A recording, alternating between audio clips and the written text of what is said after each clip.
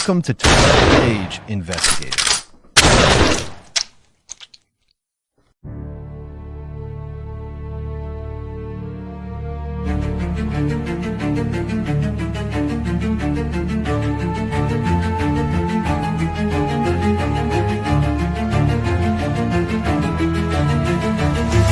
In the shadows where the truth hides deep,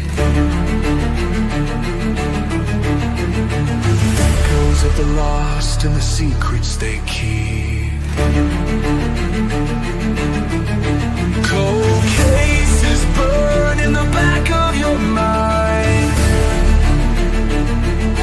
We dig through the dark, 1, 2 at a time. This ain't fiction, this is blood, this is truth. 12-Gauge Investigative, justice uncaged. We ask the questions they're too scared to say, shining a light where the guilty pray. From killers to whispers, we won't look away.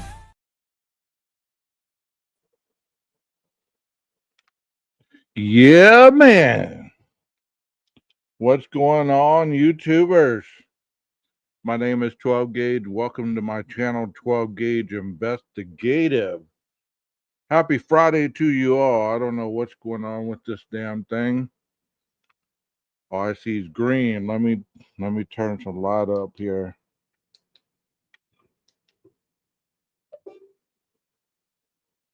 How's it going? Let me put the link for Nina. We're about to do a collaboration together. Last night went well, so I think we're going to try to do this magic thing again. Hold on a second, y'all. Gotta get my lighting right. It's not right for some reason. I'm sorry to keep y'all waiting.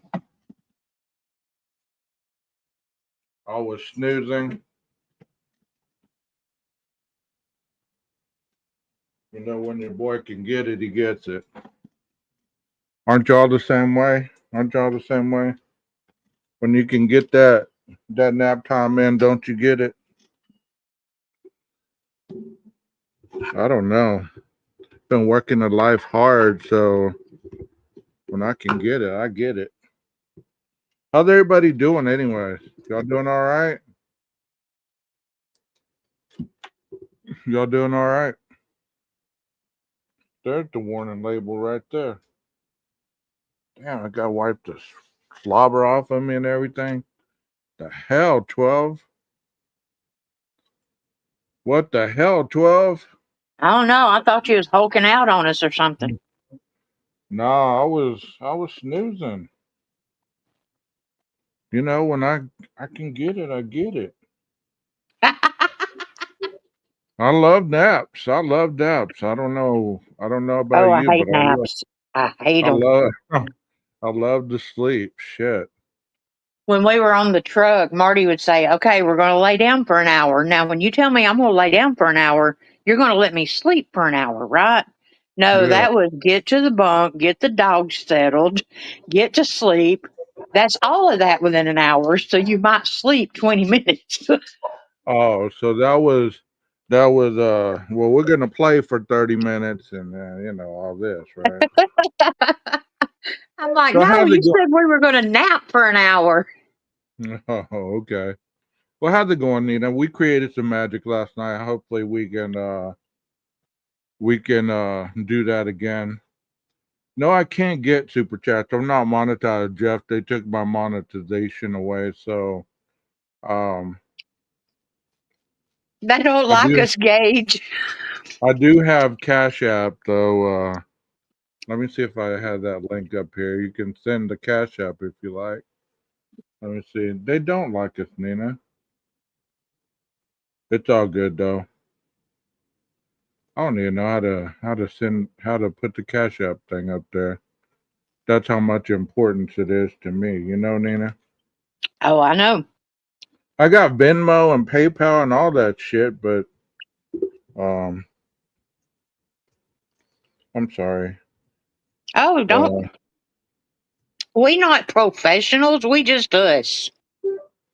Let me see if I can put my Cash App stuff up there. Hey, I got all my stuff charging. I get to use my microphone for tonight. Oh, is that what you were showing me? Yes, I'm That's a excited. I've never used a microphone. man. That's a nice one. That's a nice one. That was a gift from old Unfiltered Lucky.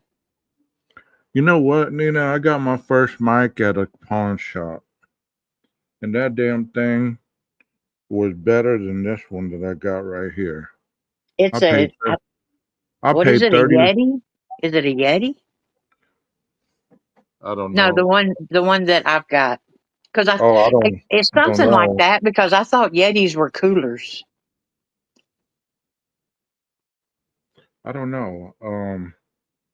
It's a nice one though. Yes, I was very appreciative.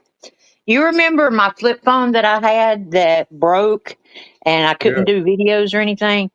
He yeah. actually sent me that microphone and a laptop, Well, that was nice of him, bro. so I could keep doing videos. Well, there's my Cash App. If anybody want to, anybody want to share the love, and Nina has her stuff on her channel. Like I said, as far as Nina's concerned, I know Nina's trying to get. Nina wants to get the funds for the kennels, and I don't blame her. I don't blame her one bit. That is a good idea, and that's a good way to give back. You know. Yeah. Well, I mean, Gage, like you said last night, sometimes people don't realize that as an addict, the only consistent constant in your life could be that furry companion. And Right. when you're already thinking about giving up the drugs, you don't want to think about giving up your furry companion too. That's like a double hitter. Well, you're right on that. I mean, I've had multitudes of people say I'd love to go into treatment, but you But, know, but I can't leave my dog by themselves. You know, who's gonna and feed don't my get me dog? wrong, what I'm about to say, I'm not saying that it's always an excuse, but if we can start eliminating excuses, we can start saving people. Well, that's true. That's true. That's a good thought right there. That's a very good thought. I think it's a good idea. I mean, if I could give more, I'd give more for you. You have done plenty. You know, It's like I tell everybody, if you can't monetarily, share it out, tell about it, talk about it. I mean, I think it's a hell of an idea because I've never thought of that. I've never thought of that, but I've always heard, you know, some Yes, people Jeff, won't. Blue Yeti. Some people won't go. They won't go to treatment unless they have um their animals taken care of. Well, I know I had a guy that was in Lubbock, Texas, and he wanted to go to rehab and he wanted completely away from, to where far enough away that he couldn't get back to anybody. So I Yeah, had it lined up for him to go to Louisiana, and so he could take his dog. I was like carpooling him to Louisiana, like somebody take him 2 hours, drop him off to somebody else until we could get him there. And so the day that it was going to happen, one of them bailed. Well, when somebody bails like that, it's like, okay, back up, regroup. We got to get somebody in the middle, you know. And it was like, well, just put him on a plane. Well, I can't just put him on a plane. He's got a dog. I mean, and yeah. sure enough, I mean, we lost him because he was like, I'm not going without my dog. And it was so sad because he gave that opportunity up. And about 2 weeks later, she got ran over. And I was like, oh my God. I mean, and did you know that I'm so sad now because now I realized I haven't heard from him. that's terrible. I'm trying to situate us where Oh we yeah, can and I share. sent you some. I sent you three 30-second videos for tonight, tomorrow, sometime or another. Okay. Did you watch that email I sent y'all? I Well, sent you know, I y'all. tried to open it, and then you said you'd be back at 2, so I didn't know if you was playing it on here or tonight. Yeah, I'm playing it tonight. So Okay. you guys check your emails if you're a mod. I sent you the short video so you'd be versed on it by tonight. So, but here Nina was telling me she sent me this link earlier, and I don't know if y'all watched this, but God, you're still small, still Oh, that's small. okay. I don't mind being small. Well, we'll It's the make only sure time. that Shoot, why did I hit that? what I you hate hit. that little. I hate that little dollar sign in the comments. Oh, yeah, I do that too. You know, yeah, I'm not monetized, so if you do want to, if you want to, I don't know what you'd even call it. I don't want to be one of those people to say, you know what, If you want to it's not support a, Gage's channel, yeah, if you appreciate the work that Gage does, if you think he does good research and presentations, his links are right below. okay, all right. Because I don't want to. I mean, honestly, I'm not good at self promotion like that. See, that's how I Because am. See how easy it was for me to do it for you, but I can't yeah, do it on my own channel. yeah. It's not easy for me to ask for anything. You know what I mean? Right, Because I've always been one of those people that if I need something, I'm gonna work hard to go get it. right. If I can't get it, then that's the good Lord's way of saying that I don't need it. You know what I mean? Well, you know, there's some people that think that, you know, if you need a couch that, you know, God will give you a couch. No, that's where you're wrong. God will Yeah, give you a way to get a couch. right. Maybe You go know, mow a yard or, you know, something like that. But he will not just give you a couch in your living room. shoot, I've shared stories on here that I've, slept on dumpster couches, that you find at a dumpster. We toted that bad boy back home and, we slept on that. I'm not too proud to say that I started off small. And, sometimes that's the route that I had to take because if something was just given to me, I didn't appreciate it. Being an addict, if something is just given to you, you're just gonna take it for granted. You're gonna be appreciative, but you're gonna be like, okay, well, let me ask for it again. Let me ask Right. for it again. You know what I mean? It's like, Or you're not going to take care of it. right, right, Or you're going to pawn it. right. So, like you said, last night we were doing the Brian Nenton stuff, and I've yet to go back and listen to that. But he had a lot of great insight, and I listened to this earlier. Ashley does have a lot of, she kind of rehashes a little bit, but she brings up some stuff about Brian that I thought was interesting Yes, mother. because Yes, father.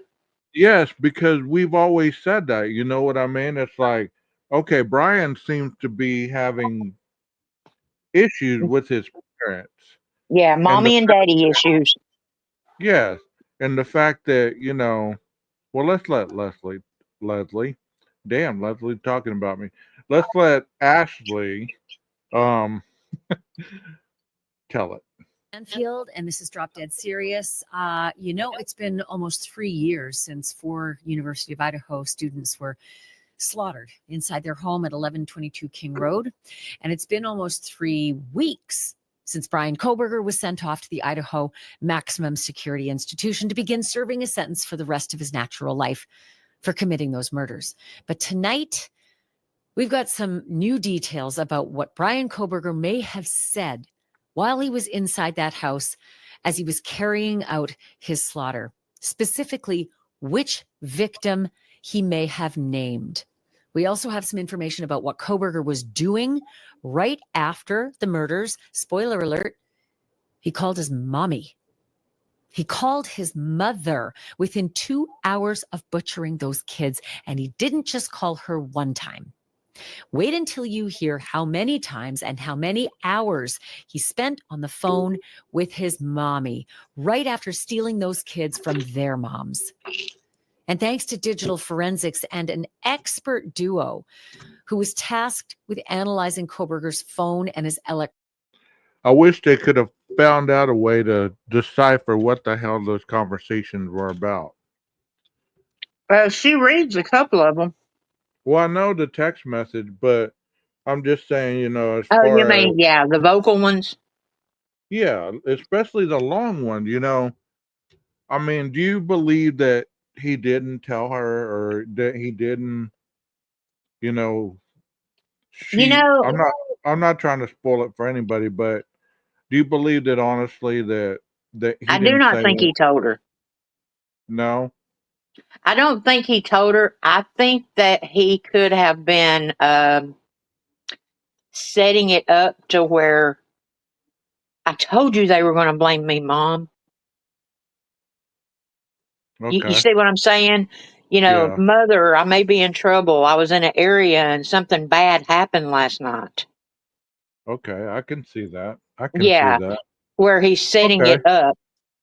I wouldn't. I haven't ever. I haven't even thought about that. Like I said, I listened to this and I started snoozing, so I didn't even get all the way through Well, that's here. not a good thing. So here we go. Electronics, we have learned some very creepy details about Kohberger and his relationship with his parents. It is all very unsettling. And frankly, it is giving Norman Bates in the movie Psycho vibes through and through. And we've just discovered some amazing details about what these forensic analysts found and what they did not find in his electronics that the rest of us all have in ours. Like, you will not believe the number of contacts Brian Kohberger had saved on his phone. I don't know about you, but I have upwards of 5,000. I use my phone for everything. I use it for work, and I'm a journalist. I've got contacts coming out the yin yang for 35 years, 38 years. Who's counting? And I'm guessing you have hundreds, maybe you have thousands as well of contacts in your phone. Brian Kohberger, you could fit every one of his contacts into a Sprinter van. Also new, we're learning about a book that Kohberger owned and passages that he highlighted on page 118. And let me tell you, it's very, very informative about who he was and what he was thinking. And it takes the story to an even darker place. I am going to get to all of that in just a minute. But first, quick thank you to all of you for supporting my channel. You just know I couldn't do this without you. So I am very thankful that we have this. I'm thankful to the viewers. Ashley does a good job. I've always enjoyed listening to her, no matter what people say about her, or mispronounce her name, and call her names and stuff like that. Oh my God! Look who just showed Yeah, I up in the know. I just chat. saw that. Hey, look, though, I love her on her own channel because I don't know if you watched them a couple of weeks ago. I think I put some clips on my community post where she's dropping the F bomb and calling him a MFer. And I Yeah, mean, it's like, whoa, come on, Ashley, show that other side. yeah. I mean, and they have stuff to say about the pro burgers, or that other side. I didn't mean to drop that stupid name, but that other side that goes against the narrative. You know what I mean? Let me ask you a question, Nina. While I got you on panel, um, for a long time, and then I'm gonna continue playing this. I'm not trying to get off kilter here, but while I'm thinking about it, do you believe that he has an alternative plan while he's in prison? Is there some big plan that Brian's gonna inoculate, and say, well, this No, is what I'll. his biggest plan right now is going to be to unalive himself. Okay. So you think that, if he does anything, that's probably what's going to happen? Yeah, I mean, at first I was doing the squares of, the prison justice of whoever gets to the closest date wins the kitty. Right, right. But now, after watching the video of him just sort of standing there in his cell and I didn't feel sorry for him. And I hated that he had a window. I was like, damn it, he's got a window. I mean, but I think right now, if he makes it, I don't think he'll make it 6 months. And that's him doing it to himself. You know, people were saying that wasn't prison, that was the county jail. What do you think about that? Well, I have a picture from Ada County that says, nope, not ours. Okay. Okay. Well, I mean, it's you know, literally it's medical literally unit. from them. They have put it out to the public. We know of the pictures, and no, it is not ours. Hey, so intake, diagnostics, wherever the hell you want to call it, it's still prison. You're still behind the wire. You can't just get up and walk away. So you minimize wherever the hell this picture was taken. He's still locked up. He's still in a cell. He's not in the La Quinta. He's not, at a day spa somewhere. I I guess the heard. reason that I guess the reason that I believe it's prison is because they talked about the TV being in the cage. Right, right. I don't know why they do that there. I mean, but in Texas, you get your own TV. You can put it on your desk, and it's clear, and it's one of those. It looks like the old computer monitors, the brown looking ones. That's what Right. the TV looked like. So that one looked pretty little, but I mean, who knows? Regardless, he's locked up. He is not free in the world, and regardless what the bed looks like, what the toilet looks like, what the floor looks like, all this stuff, that is indeed Brian Kohberger. That is Oh yeah. indeed an inmate. And those pants have numbers on them on the side. Those are not blue jeans. He is not wearing street clothes. He is not just meandering around in a hotel room somewhere with a green screen. He is in prison. So people can live in their delusional lives, but he is in prison and he is going to stay in prison. So Well, let's go on here. there was so many people that was like, okay, if I ever find out that he bought a K-bar, that'll do it for me. Well, they found that out. It didn't do it. Then it was like, well, if I find out there was a blah, blah, blah, that'll do it. Well, they found that out. And now it's, if he doesn't appeal, I'm done. Well, we'll wait and see because, dude, he ain't appealing. He's not appealing. All If that he would do, appeals, it puts him right back where he started, and you cannot put the genie back in the bottle. right, all that does is restart the whole process all again. And the big thing that they've been worried about all along is the public seeing and reading all these documents and seeing the videos and all this other stuff, tainting the jury and getting a fair trial. So, what damn sense would it make to wait 2.5 years, do the Danny Rawlings shuffle, plead guilty, and then all of a sudden say, okay, I'm going to chance it with the people really knowing all the information out there? That'd be the Right. stupidest move ever. And then they, a lot of them are like, well, maybe he did it so the feds will come in and take over. Dude, the feds are not going to come in and take over. You're sitting there with over 100 years that you're going to be in prison. Why are they going to waste their time? Right. Take Now, over if he from got what? found innocent or something, they may have swooped in and done it. But they're not going to spend their money to just say, hey, look, we can do this. The only way they're going to come in is if they find somebody that he killed in Pennsylvania or somewhere like that. And I'd hate to break it to people's bubble too, but the Innocence Project is not going to take up. That's not even optional. I know. Hold on a second. Let me finish my statement. I hate to break it to people, but the Innocence Project is not going to take this case. The dude pled guilty. He didn't plead guilty once. He pled guilty 5 times. This is not a wrongful conviction where they're going to waste their money, they're going to waste their time. Come on. The Innocence Project is still working on Stephen Avery. They're not going to bother with Kohberger. I hate to break it to Oh, people. I hate to break no. it to people, but that is the reality. That is the reality. And people don't want to see that. They don't want to hear it. They want to just live in that fairy tale world where the bad guy wins sometimes. No. The bad Look, guy is not wronged by society. He's usually wronging society. when you got 30 reports being read, like was weird read last night, Hmm. I mean, come on, y'all. It, I don't care what anybody says, there's this common denominator thing, and I live by that.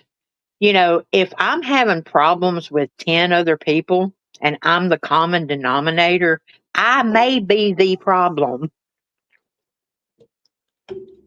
I agree with that. I totally agree with that. If everywhere you go, there's a problem, just like she said, you got to take a look at yourself and ask yourself, hey, is the problem me? Well, And guess what? here's the thing about it is I don't think it's a problem for him. It didn't look like a problem in those videos, did it? No, I think the problem are the people that are wanting pro burger hamburger stands.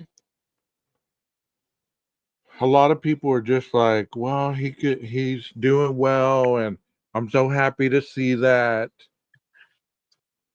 Are you a moron? Bless his Do heart, he's you? having a hard time sleeping. But yet, when it comes to the four, because that's what they say out of one side of their mouth and then the other. On one side, they say, well, we want justice for the victims. But on the other side of their mouth, they're saying, well, we want an innocent man let go. How does that even connect the dots? How does that even connect? It doesn't. It won't ever.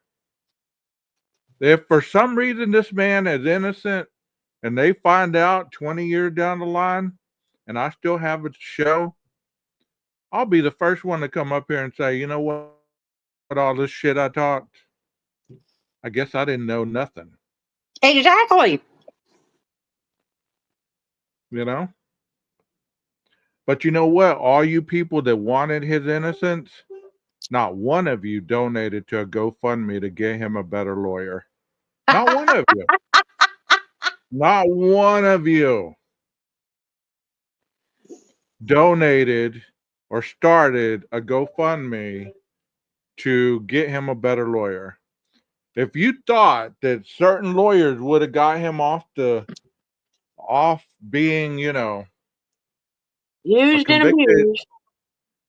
a convicted murderer, where was the money? Come out your pocket. Put your money where your mouth is. Ain't nobody gonna take at this point it's over. It's just comical what we're doing at this point, right, Nina? Well, here's the thing about it is what people don't realize is when he pled guilty, they don't have to furnish him a lawyer anymore. It Right. ended that.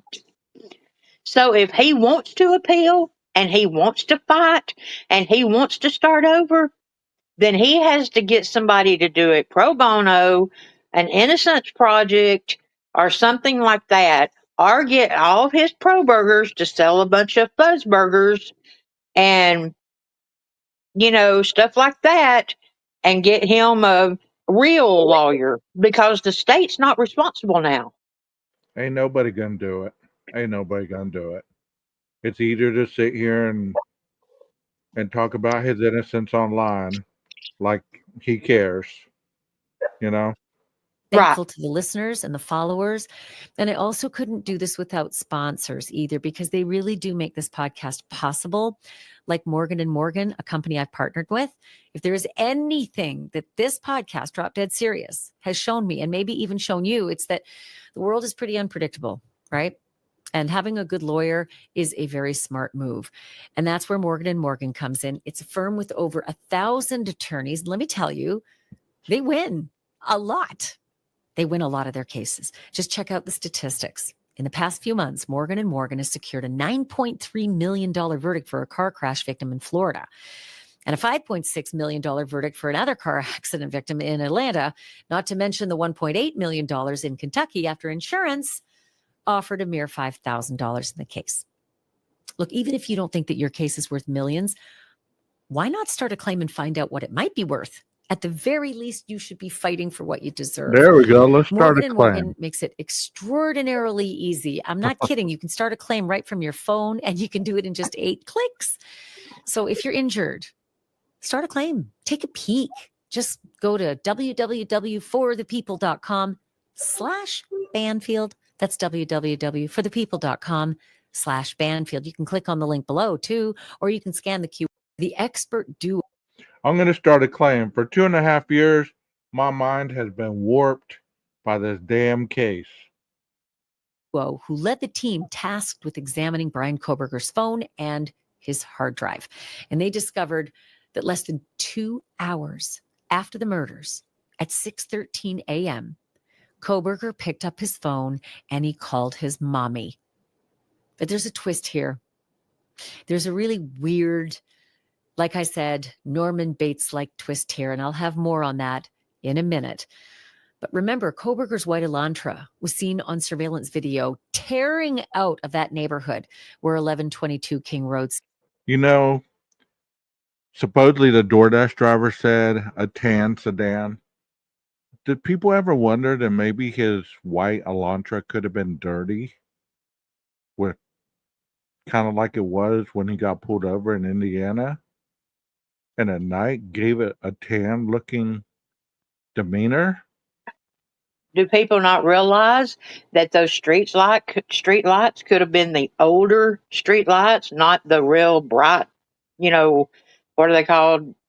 Fluorescent or whatever, that they have, some of them have like that yellow tint to them. People want it to be a green Elantra. It's always been white. I didn't see I no could come tan. closer to it being tan than green. But I did, yeah, I mean, it could have been dirty. It could have had, all kinds of stuff on it, slush, whatever. I'm no car expert, but I'll tell you that was an Elantra. And this wide-eyed, googly-eyed killer did it. And to call him a little boy, he is 30 years old. And called his mommy afterwards. He is a full-grown man. He was 28 years old whenever he committed these crimes. People say he doesn't look like a killer. Does he not look like a killer to you? Hell, by his own admittance, I would say, you are a quadruple murderer. Would you not, Nina? Like I said, I don't think who and what he is a problem for him. I think he accepts it. Based on the 9 complaints by the females where he worked, 9? they gave him, 9? I think we heard about 30 last night. Well, it felt like 30, but there was 9. Based on the 9 complaints, they found his ass creepy. They found him to be a mansplainer, whatever the hell that term is, where you're just downing somebody and you're trying to overpower them and always be right. Look right there. He looks like he just wants to jump out of his seat and go whoop somebody's ass, or at least try. As long as she's a woman, he could do it. Don't let there be a man in his sight, because he's in trouble then. Kind of like some of these creators on YouTube. They'll go after women, but when it comes to a man, they ain't got shit to say. Maybe because they're women inside themselves. They ought to just come out and say, I identify as a woman. It's like a bat out of hell. That was at 4:20 a.m. So again, less than 2 hours after he's and has more balls than Brian. Slaughters 4 innocent college kids. He's calling his mom. Now, we have seen some of the details and motions that were filed by the state and the defense leading up to Brian Kohberger's trial, a trial that, of course, never happened because he just went ahead and pled guilty. But here's what's new. The Barnards, the digital forensics team, said that Kohberger's digital breadcrumbs showed that he had a strange way of referring to his parents. For one thing, he saved them in his contacts as mother and father, not mom and dad, the way most of us do. And okay, maybe that's not so weird. But what is bizarro is that those are the same names he used to talk to them and text with them. Okay, let me take a poll right quick. How many in the chat, if your parents were still alive or if they are alive, how many of you have them saved as mother and father in your phone? And if you watch this on replay, please answer that question as well. How many of you have them saved as mother and father? Mine are mom and dad. That's it. The male part is dead and the female part is incubator. There you go. So you don't have her saved as mother? No. No. So, But what gets me is sister. yeah. It's mother, father, sister. I wonder if that's sister 1 and sister 2 or if it's just sister. You know, that is just like identifying labels. You're not really a person. You're just an object. Exactly. For example, here's a text that Brian sent his dad. Father, why didn't mother pick up when I called her? Think about that. You're texting your dad and you're calling him father and you're referring to mother. Why didn't mother pick up the phone when I called? Again, it just strikes me as Norman Bates from the movie Psycho. And I don't think I'm the only one.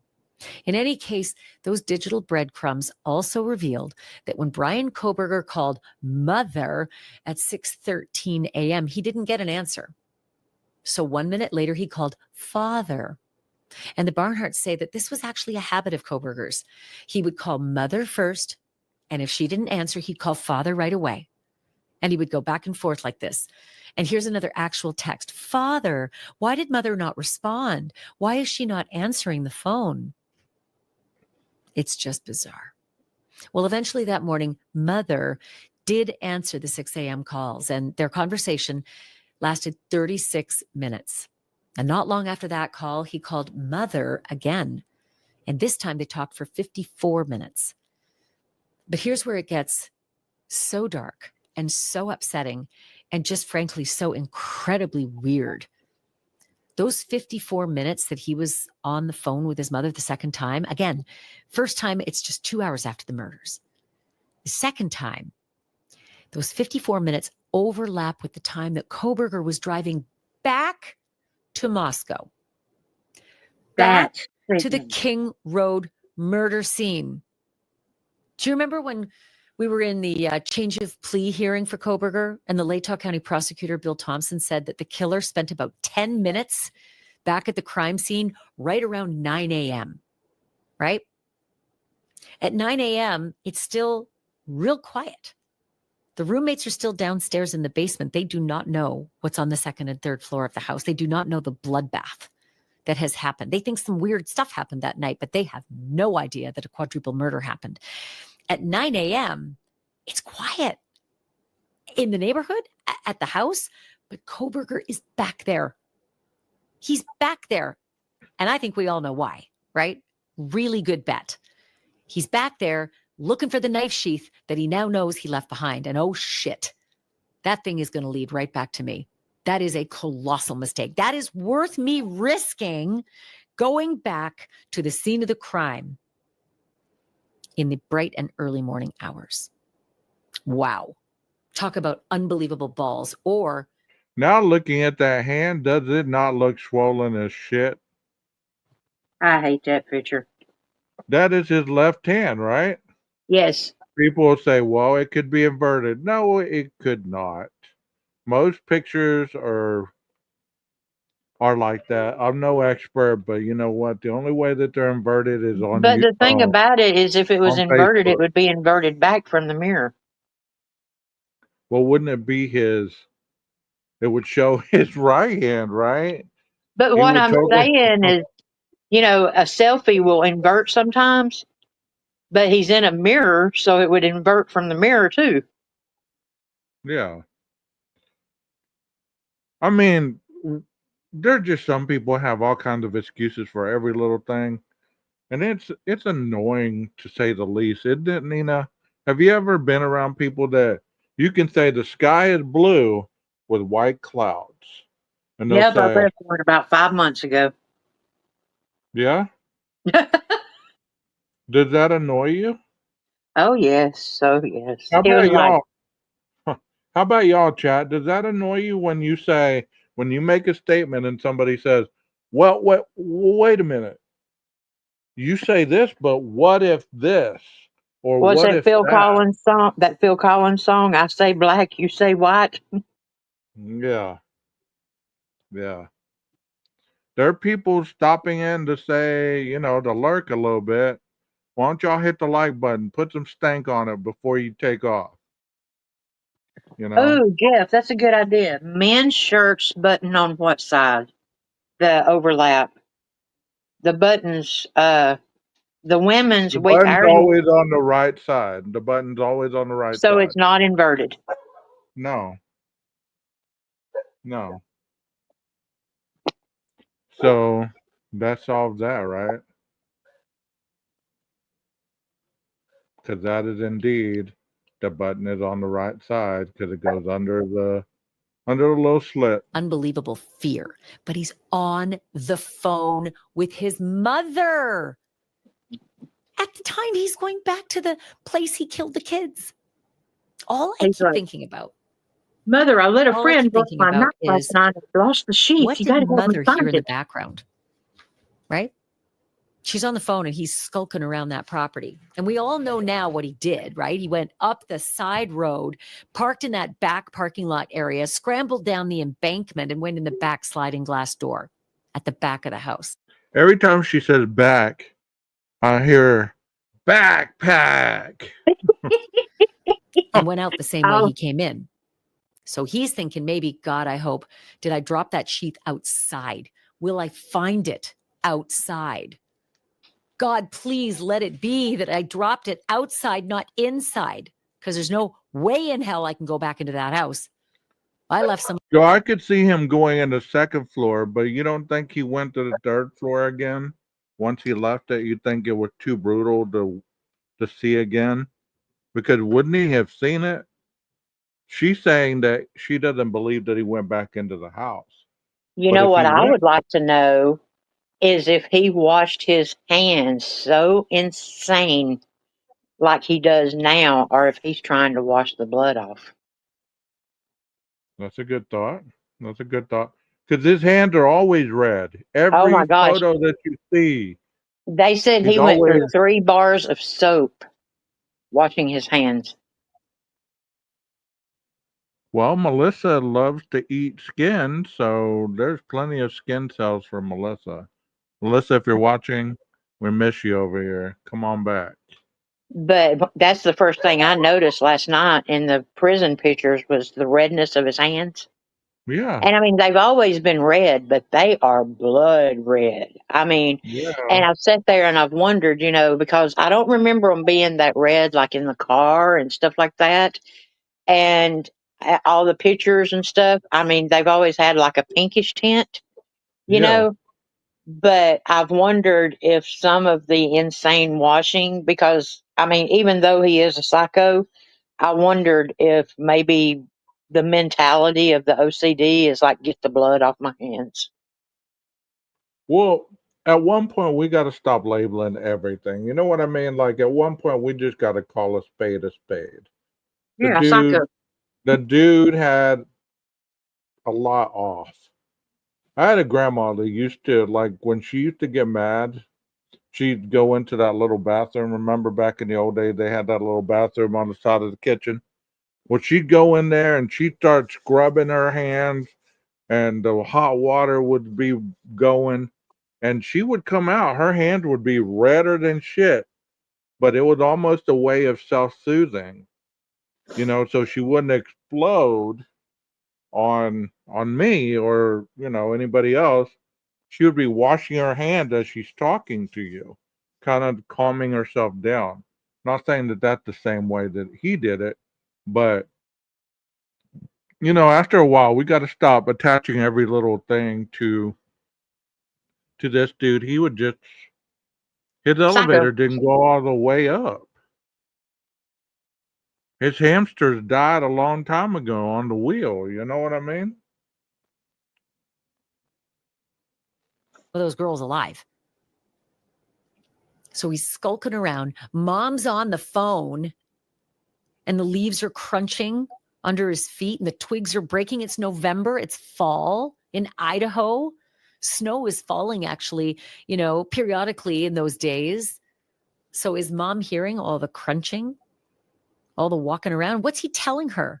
What's he telling her? Why are you outside? Where are you, Brian? What are you doing? Oh, I'm just out for a walk, Mom. In the place where I slaughtered 4 people. Anyway, what are you up to? What are you and Father up to? Here's what I really believe. I'm a mother. I don't think that he told her anything about what he'd done. Because as a mother and as a father, I don't think there's any way in hell they wouldn't have been on a plane that day out to get him. Instead, it was almost 6 weeks, I think, until Dad finally flew all the way to Idaho to drive all the way back with him.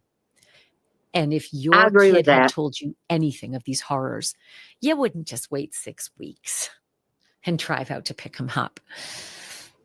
I really honestly believe in my heart there's no way that Mrs. Kohberger was being told anything of substance. Maybe she's being told that he's feeling off or upset, or he needs comforting in some way, or he's agitated or something, whatever the bullshit is he fed her. She definitely thinks that something's wrong, because how could you be normal? How could you be at all the same person after you commit that kind of a horror? Because you don't have Anyway. a soul? So the digital experts, the Barnharts, say that Kohberger is still on the What'd you say? I said because he doesn't have a soul? Oh, pretty much. But no, he was a freaking choir boy, Nina. They just plucked him out of the blue, just like I used to tell my clients when they tell He me, was a well, choir boy in Lucifer's choir. I wasn't doing anything. All I did was this. All you did was break the law by manufacturing and delivering over 4 ounce or over 4 grams under 100. That is a crime. All you did, all he did was kill 4 people. That's the way people look at it. All he did was kill 4 people. Oh, Gage, you got to read Jeff H's comment and then the other one below it. I saw that one. That's hilarious. I'm slaughtering the competition. with his mother Yeah, at we 9 got some a.m. good ones going and that the on. call lasted another 9 minutes. And he wasn't there So but he was 9 at minutes. that house skulking around for 9 minutes with mom on There's the no phone. way he could have done that in Calls 9 his mom minutes. within 2 hours of the slaughter. Calls her Yeah, again while returning to the crime scene in the morning. Got to imagine, what is going through this guy's head? What's he in need of? What comfort does this monster need from mommy or mother? I believe, and this is my belief, I don't know crap about autism, but it's my belief.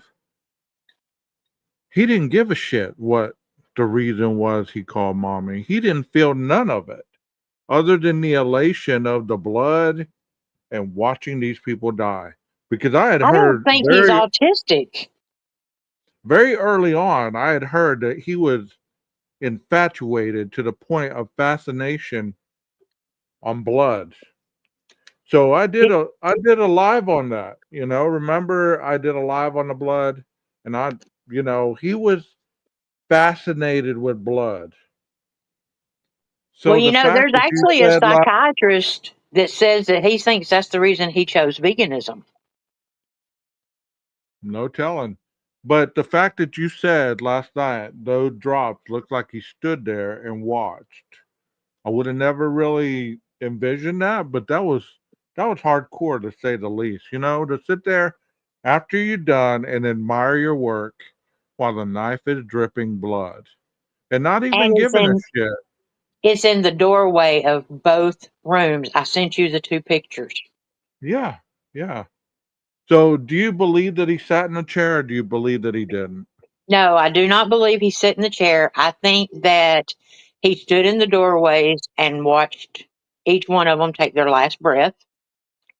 Uh, and I think as he was leaving, maybe he stopped off before coming around the corner and took off maybe his coveralls and wrapped the knife in it. And I think that's what Dylan saw was the bottom end of the K-bar that was cylinder, and then the triangle was the tip of the blade, and I think it was upside down, wrapped in his coveralls.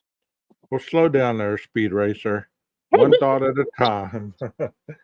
Okay, so if he didn't sit in the chair, do you believe that he knelt down next to Xana after she hit the ground to make sure she was gone and then left? You talking about the second time he killed her? Yeah. Well, the second time that he made sure she was done. Oh When yeah, you hear the whimpering, when I you think hear the on these. whimpering, go ahead. I don't think he knelt down beside anybody. Okay. I think he stood there and admired it and said, "Fuck y'all." I mean, I believe that it was nothing more than a acted out scenario in his mind that he believed he was smarter than everyone and that he was not going to get caught. Yeah, I don't think he felt anything except pride, exhilaration, and adrenaline. Yeah. Yeah. I mean, and for all the people, nobody has anything to say about this lady right here.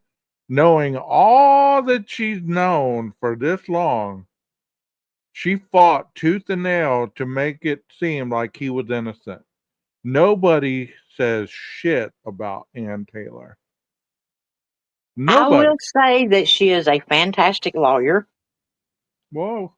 She is a, now hear me out. She's a fantastic defense lawyer because I don't think she has a soul. Well, remember the time. Well, Ann's gonna get him off, and this and that. It's her job. You're right, and I said that last night. But they built her up and put her on a pedestal so hardcore. She knew everything that the prosecution has been releasing in these documents. They acted like she was clueless and she didn't believe that he actually did it because she put her hand on his shoulder and said, "My client is innocent." GT what? GTFOH. That's called faking And till that you wasn't make it. all. Two more calls came later in the day. A 2-minute conversation he had with his mom at 4:05 p.m. And then another call at 5:53 p.m. And guess how long it lasted? 96 minutes, an hour and a half, almost 6 o'clock at night. And this call is an hour and a half. And at this point, the news is already broken, right? You know that the shit hit the fan in Moscow. You know that the news is all over it. You know that Pullman, Washington, and Moscow, Idaho are just alive with the reporting of the Truman Capote styled in cold blood murders that have happened just off of campus. So it's now big news, and Brian knows it. He's seeing it. And he's calling his mommy right before 6 o'clock. By the end of the day, the same day that those 4 young lives were cut short in the most brutal and sadistic ways, Kohberger and mother had spoken for over 3 hours. And in case you're curious, the digital experts said they could find no text messages with friends. They found no social plans on his phone, no chatter with anyone outside his family, just a benign group chat. That was it. Here's the really big piece. According to the digital experts, Brian Kohberger had only 18 contacts saved in his phone. How many of you in chat? This is the participation portion.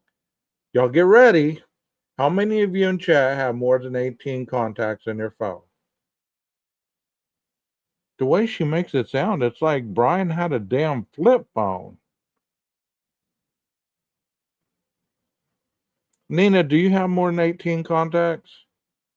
My God, yeah. I don't know anyone that doesn't have more than 18 people in their phone. Walt says, even I do. Rondi says, I do. He I bet he every just needed one of them little old, he just needed one of them little old folks phones that has like 15 minutes on. No, because he talked 3 hours to his mother. And you know what pisses me off about that? let's hear it. There's four mothers that never got to speak to theirs again. Yeah. While he's spending 3 hours the same day on the phone with his. Right. After he took their lives. Right. So to sit here and say that to have 18 people in your phone is not creepy, it's not weird. I know probably 9-year-olds that have more than 18 contacts in their phone. You know? If you don't see the signs that are just saying this guy is not quote unquote sociable, not like everybody else, then that tells me you are a very biased person. And the fact that you think that, you might be just like Brian. You Jeff defend, beat it by one. you defend a killer, you might be a criminal. Jeff has 19. Wow. That's what Way I to go, said. Jeff. He beat it Way to by go, one. Jeff. Good thing I added you and you added me, right? That put us at 19. But you know, the thing about it is if you go back and you look at everything, the inverter, how many people have really thought about the 2 inverters that he bought? That's a good thought, Walt. I'm guessing his best friend Willie wasn't in his contact list. No, unless he's under the pseudonym of Hare. He had somebody just with the pseudonym of Hare. I mean, back in the play days, I used to say girl from McDonald's, girl from Red Lobster, nice I had booty, I had whatever. one of my drug dealers was Jeff Black because he was a black guy. Right. I mean, so it's not un uncommon to give people names, but Hare. That's wild. Could that have been Kaylee? Right. I don't know. That might have been Willie. We don't know. 18. You just imagine that 18 is your whole social circle. We're And some of his discussing them. contacts were people that he hardly even knew, if at all. Didn't even list them as a name, just kind of like a description, like somebody I ran with, someone with the hair. The Barnhart said that Kohberger's digital data showed that he had sometimes called his mother as early as 4 o'clock in the morning. I talked with this forensics team on my Who News wakes Nation up at show, 4 o'clock in the Banfield. morning and calls their Big mother? shout out to News Nation and the amazing team I work with. We're on at 10 p.m. Eastern. So if you ever get At a 28 chance, years please check old. our show out. And here's what Heather and Jared Barnhart had to say about their work on Brian Kohberger's Samsung phone and the rest of his electronics. Our conversation was absolutely fascinating, to say the least. Have a listen. Heather and Jared, thank you so much. Wow, I have wanted to talk to you guys for a couple of years now. So, Heather, let me start with you. He called his mother. Hold on, let me move. You look good in a dress. Yeah, I was noticing that. I can't handle that. I don't identify as a woman. Let's give Heather her props.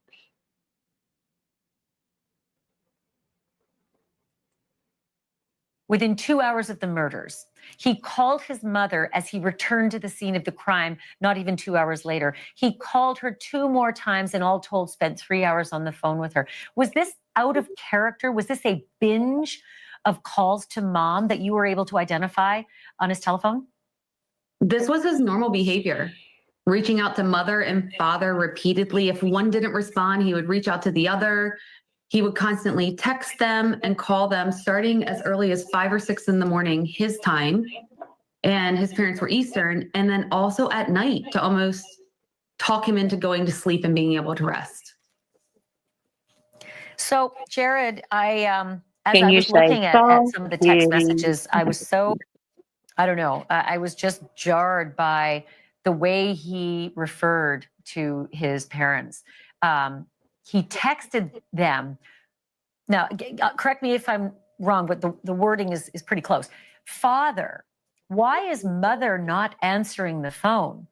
Why is she not picking up, father? He called his parents formally by the names father and mother when speaking to them. Did you see that consistent throughout his text messages to his parents? Yes, I did. It's eerie. It stands out from any other case that I've worked in that, just the terminology, the phrasing that he used there. I said exactly what you said in the intro. It's Bates Motel. It is this feeling of that movie and Mother, and it's just super eerie. Yeah, I mean, I thought maybe I'm the only one, but I'm starting to get that vibe from you, from my colleagues, from people I've been talking throughout the day about this. Some people do use a formal name, but knowing what he's capable of now, knowing who he is, it just raises the hair on my arms. About the contacts in his phone, he called his father and mother as contacts in his phone. But what about other contacts, Heather? What about other text chains, other communications? Did this guy have any community of his own? He had 18 personal contacts. 18. So think about all the people you meet and the hundreds of random numbers. And they were even identified as girl I ran with, second girl I ran with, a contact and in parentheses, hair. But then there was mother and father and his sister and just a few others. 18. And he's, he's in his 30s. Like this, that's unbelievable in this day and age. It is not unusual for people to have well over 1,000 contacts, many thousands of contacts at this stage in our lives. Everything is on our phones. Everything's digital. What about text chains? Did you see any communications with other people other than mother and father? Not really. No, it was, I couldn't name a single person that he communicated with other than just his parents. There was some one-off communications here and there, and there was some emailing and other things. But for texting, if you think of the friend that you sent a message to on a whim, there wasn't one single person like that. And I know that we learned during the final hearings before he was sent packing. I have a question. So the text messages that we've seen to that Martinez guy, was that on his old phone? Let's see, there's one where he is talking to him on Messenger. So I know at one time he had Facebook. Okay. Because one of them is actually on Messenger. Because that one that I showed, apparently. And remember the girl that she drove him around not knowing that he was getting drugs? Yeah. That was on Messenger. Okay. So, but the one that I showed was a screenshot and it said Brian at the top, and it obviously was talking to Martinez. I wonder if that was on his old phone. Oh, I don't know, but if anybody ever goes to Willie's channel, he was talking about how close him and Jeremy Saba was, and I need to have somebody ask him where Brian Kohberger was when Jeremy Saba died, because Father says that he was not in town when he died. I would like to know where he was. Wow. Wow, that's a good question. Let's continue on. To the Idaho Maximum Security Institution, that he had done quite a job at scrubbing a lot of his devices. How good a job, and how were you able to get past some of what he thought he put over on you? This was one of the hardest investigations I've ever worked in 23 years of looking at digital data. He cleaned up well. He knew how to use VPNs. He knew how to use incognito browsing. Where he messed up, downloads on his Android device.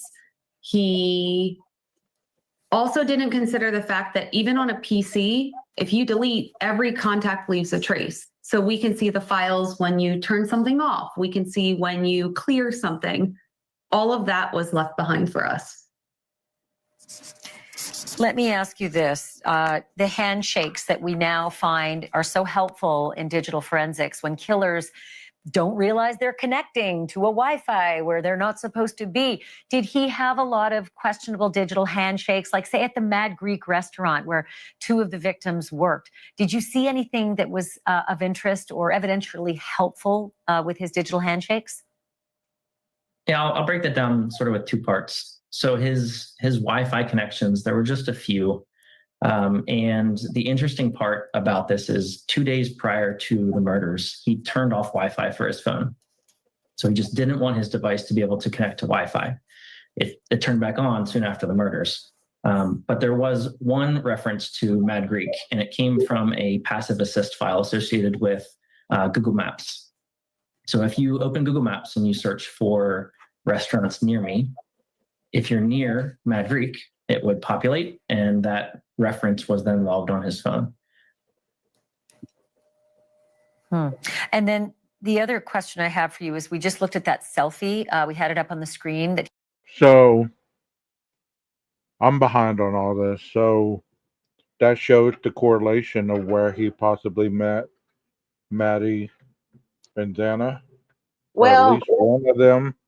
I do have to say that the way that they just broke that down, okay, the way that it was put out to the public was that it connected to Mad Greek's Wi-Fi, okay?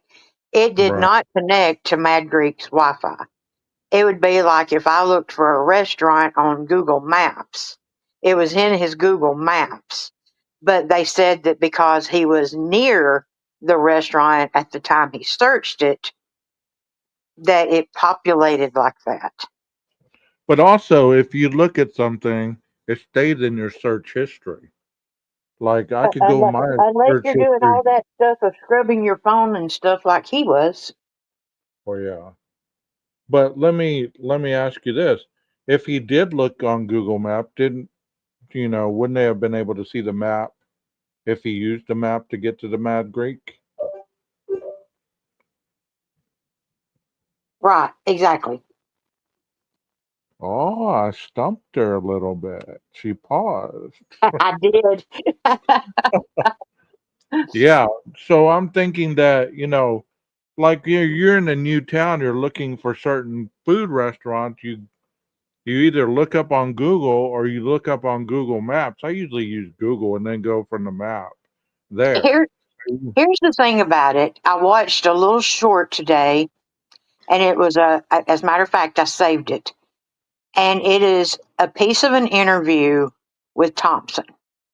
And this is the one part that's aggravating me about these interviews is if you believe in your investigation, stand on it. Okay? You do Right. not have to be politically correct now. If you've got something to say, you can say it. There's no gag order. He's in prison. He's guilty. It's done. It's over with. And they're still being so precautionary of making sure that well, we can't prove it, so we can't say it. But in that little short that I watched today is talking about the shadow in the back of the yard and about Kaylee and stuff like that. And you can tell by watching Thompson that they know he was stalking them. But they will not come out and put it out there. Because look at the liability of that, though. What liability? But honestly, if she reported that to anybody and they didn't follow up on that, and then they get killed by supposedly somebody that was stalking them, and they can somehow put all that together, that's a liability. You can sue the city of I was Moscow. sort of like the college professor that says he's going to grow up and be a sex offender. Yeah. That's pretty See, powerful stuff to me. but you know what I'm saying? Like, he doesn't want to come out and say that blatantly, because then he's opening himself up for lawsuits, because they can say, okay, well, he knew. Right. Kaylee reported this. If there's any kind of trail that she reported any kind of stalking to police, and then he comes out and says, yeah, we knew that he was stalking her, you know what kind of trouble that's going to stir up. Right. I mean, people say that there's corruption in this case, but you have to think deeper than the surface. There's a lot of different areas that could lead to it looking like corruption, but it's really not. I mean, if you know certain things, you might be trying to cover them up in a monetary fashion. You don't want to get sued. You don't want to say something that is not necessary, or that could potentially open a can of worm for you if there is no uninvestigated leads on that. Like, if nobody investigated her stalking stuff, okay? Let's say that they knew she reported somebody. They didn't take it serious. They didn't report, or they didn't investigate. And now she gets killed 6 months Right. later. You don't think that that's going to be a liability if that call or that report is somewhere in the police station? You know? Yeah, I can see that. Now, Dolphin does say that the Mad Greek was a passive Wi-Fi connection. But we don't know whether she reported that or not. We don't know if that was reported. I've heard so many different statements on that. I don't know what to believe anymore. I really don't. Because the only guy that really talked about the stalking was the guy at the vape shop. You know? Right. We agree to disagree, right? But that's the only guy that I've ever heard talk about the stalking. Everybody else has kind of dismissed that and said, nah, there was no stalking. And even in the court hearing, he stood up and said, no stalking. But yet, everything we've been reading, there's all these mysterious signs that do kind of add up to they were being surveyed. Oh, they were being messed You with. know? He was messing with them. Yeah. I mean, and one thing people have to understand also is anybody in law enforcement, they could dilute the truth. They're not culpable for any of what they say.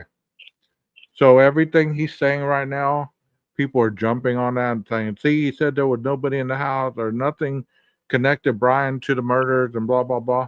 Okay, well, if that was true, then how did the knife sheath go back to Brian? You get what I'm saying? It's like they're just taking everything as a definitive, concrete piece of evidence, and it's not. I mean, I heard he said that. I heard the interview, but he didn't come out and say it like that. They No. misphrased his words. Oh, yeah. People misphrase a lot of these people's words. Now, I watched an interview. Well, the Brian Enton. Did I send you the Brian Enton and the Fixler interview? I don't think so. Okay, well, I'll have to send it to you because it's really good, and it does clarify some stuff. They never watched him take trash to the neighbor's trash can. That was a lie. They never saw him cleaning his car with bleach. That was a lie. And the stops in Indiana were actual looking for drug dealers because he had an out-of-state tag. Had nothing to do with the FBI or nothing. Okay. So if that's factual, that's not against the law. It's not against the law for law enforcement to put stuff out there that is not the truth unless you're presenting that as evidence in court. Like if that's part of the discovery and you say he went through the trash, but yeah, you don't have, and you're going to talk about that in court and there's no evidence, then that is, that's perjury. Right. Well, Wrong. actually, what happened was that it got started through like social media and stuff, but because of the gag order, law enforcement couldn't defend it. Right. But you get what I'm saying? Like if Right. you say, well, we know that it was him because we had him as early as this time. Well, you have the evidence and you put it in discovery, then you have to make it all make sense. You have to make it all add up. But if you just make that kind of like when Ann was saying, my client is guilty or innocent. She was saying innocent, my bad. She was saying my client is innocent. She could say that because she was still saying that she didn't get any of the discovery that pointed him as being potentially guilty. So that's not against any kind of law or anything like that. The law enforcement can lie all they want to get confessions, all this other stuff, but they better have solid evidence that they're going to bring in court against a certain individual. Otherwise, it is a thing that is not, it's not a good thing. It's not a good thing at all.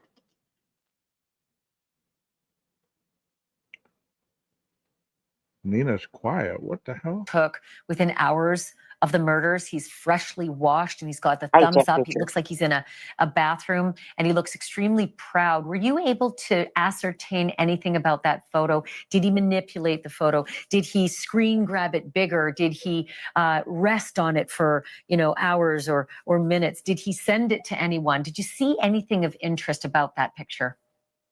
So this photo jumped out to us right away. And I remember us asking the FBI at the time, have you seen this? And they said, yes, we found that already. We're like, okay, but look at his knuckles and how white they are. To us, it looks like someone that scrubbed them and had to get something off, maybe blood or some kind of residue off his knuckles. Also, the Band-Aid on his finger was there. In that image, you can see a shower curtain. In later images that he had taken, the shower curtain from his apartment was gone. So just small details like that, but we didn't see. What? I knew you and Jeff would like that. Yeah, man. What? Jeff H has been vindicated. Oh my God. There was no shower curtain. Let's see what he did with the shower curtain. Jeff H, if you're in here. He didn't have friends to send this to. And I don't think it's a photo that he would have shared with mother or father. We didn't see any manipulations or access to printing. So it's almost as if he did this and several other selfies of similar nature, but with fewer clothing for himself. Yeah, it was normal for him to take selfies and do nothing with them. Did she say fewer clothing? To a person. So this sorry to interrupt, but let me be clear. We've only seen this selfie on the morning of the. To send this. Was there any peen pics? Is that what you're asking? Did she just say fewer clothing? Hold on, I'll rewind it. Look at his knuckles and how white they are. To us, it looks like someone that scrubbed them and had to get something off, maybe blood or some kind of residue off his knuckles. Also, the Band-Aid on his finger was there. In that image, you can see a shower curtain. In later images that he had taken, the shower curtain from his apartment was gone. So just small details like that. But we didn't see, he didn't have friends to send this to. And I don't think it's a photo that he would have shared with mother or father. We didn't see any manipulations or access to printing. So it's almost as if he did this and several other selfies of similar nature, but with fewer clothing for himself. Yeah, it was normal for him to take selfies and do nothing with them. That's a They weren't visual sent that to a is person. damn. This- Don't get in my head now. Sorry to interrupt, but let me be clear. We've only seen this selfie on the morning of the murders. Did you find other selfies that he took of himself, either in the bathroom or elsewhere, the morning of the murders or that day? No, not the morning of the murders. Just in general, his selfies that he would often take like flexing his muscles and shirtless. But again, we have no idea what he did with them. It was just a photo that was taken, and there's no evidence that he was sending them to anyone. It's just kind of for himself. I What need to muscles? see the muscles. According to other creators, he is frail and unable to have any muscle tone whatsoever. Remember, he So, doesn't even have dexterity, much less muscles. right. Oh, damn, I was flexing, but almost fell over because I don't have the coordination to take the selfie and pose at the same time. Maybe you should go and take lessons from somebody on YouTube about posing. What do you think? She just Oh yeah, said there's a whole lot of posers on YouTube. they said that he didn't send it to anybody, Leslie. He didn't have These, anybody to send it to. these are the people that went through his phone. I think that came from YouTube. He's sitting there going, "Eat that up, Ted Bundy. Look at Right. you, Danny Rollins. Look at Y'all are this muscle. nothing. Look at Y'all are this nothing." muscle. Look at this. No, Leslie, put that to bed. That came from YouTube. That came from YouTube. Nobody ever said he sent that to mom and dad. YouTube Oh jumped no, on that that. was the big excuse. Look, Mom, I was able to button my top button. Yeah, YouTube said that. Those people that Leslie's supposed to be grounded from. Oh, Leslie loved listening to those people. It's good. It make for good entertainment. That's about it. Hey, I admit, I Well, the started bandages listening to that you some noticed of on them. his left, I think that's his left hand, unless the Me photo's too. reversed. But someone in the class also said in police documents today that they noticed he came to class shortly after the murders. And of course, they don't know about the murders. They're just looking back in hindsight to October, late October. And they said he came in with his two middle fingers bandaged and said, oh, he had just had some accident inside his home. One last aha moment that the two of you had, Heather and Jared. He said that his alibi was that he was going to be out stargazing that night, out in the middle of the night, stargazing. But you found something about the phone that would have absolutely obliterated the alibi. Can you explain that? Sure.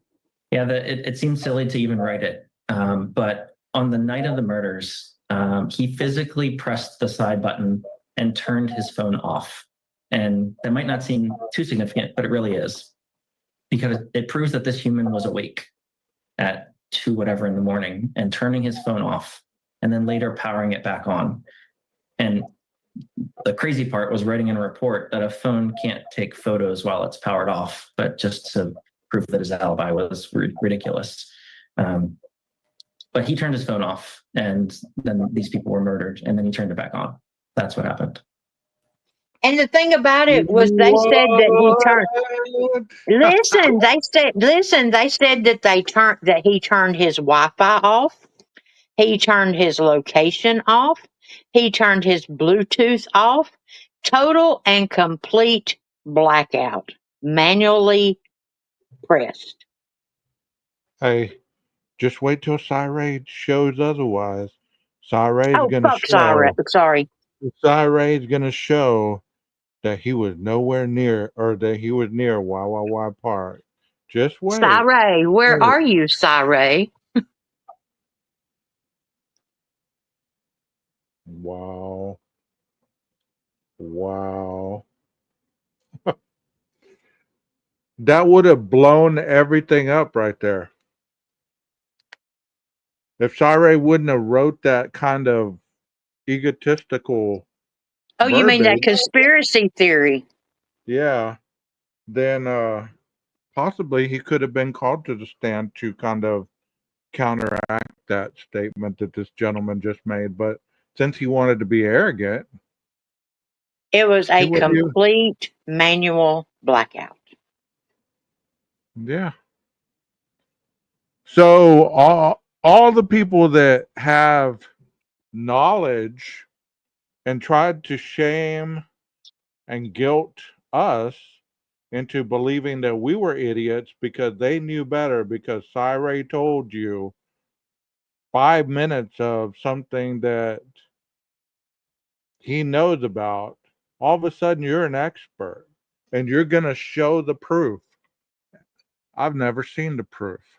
All I've seen is a bunch of mumbo jumbo word salad and cross skating backwards innuendos about everything else. And you know, So, whenever you call somebody on their stuff that they don't know what they're talking about, you know what the first thing they do? They start attacking you. How many yeah, times did that happen? How many times well, did that happen?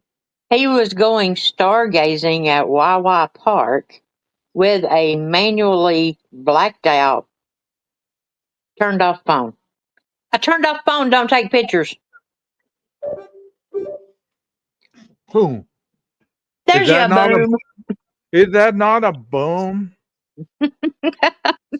And like Dolphin said, we've known that for months, but nobody listens. Well, you know, Leslie, it's sad that you put those names to you at all. To me, you're just Leslie. That's it. You don't need to put labels on you to identify yourself any other way because those are negative names.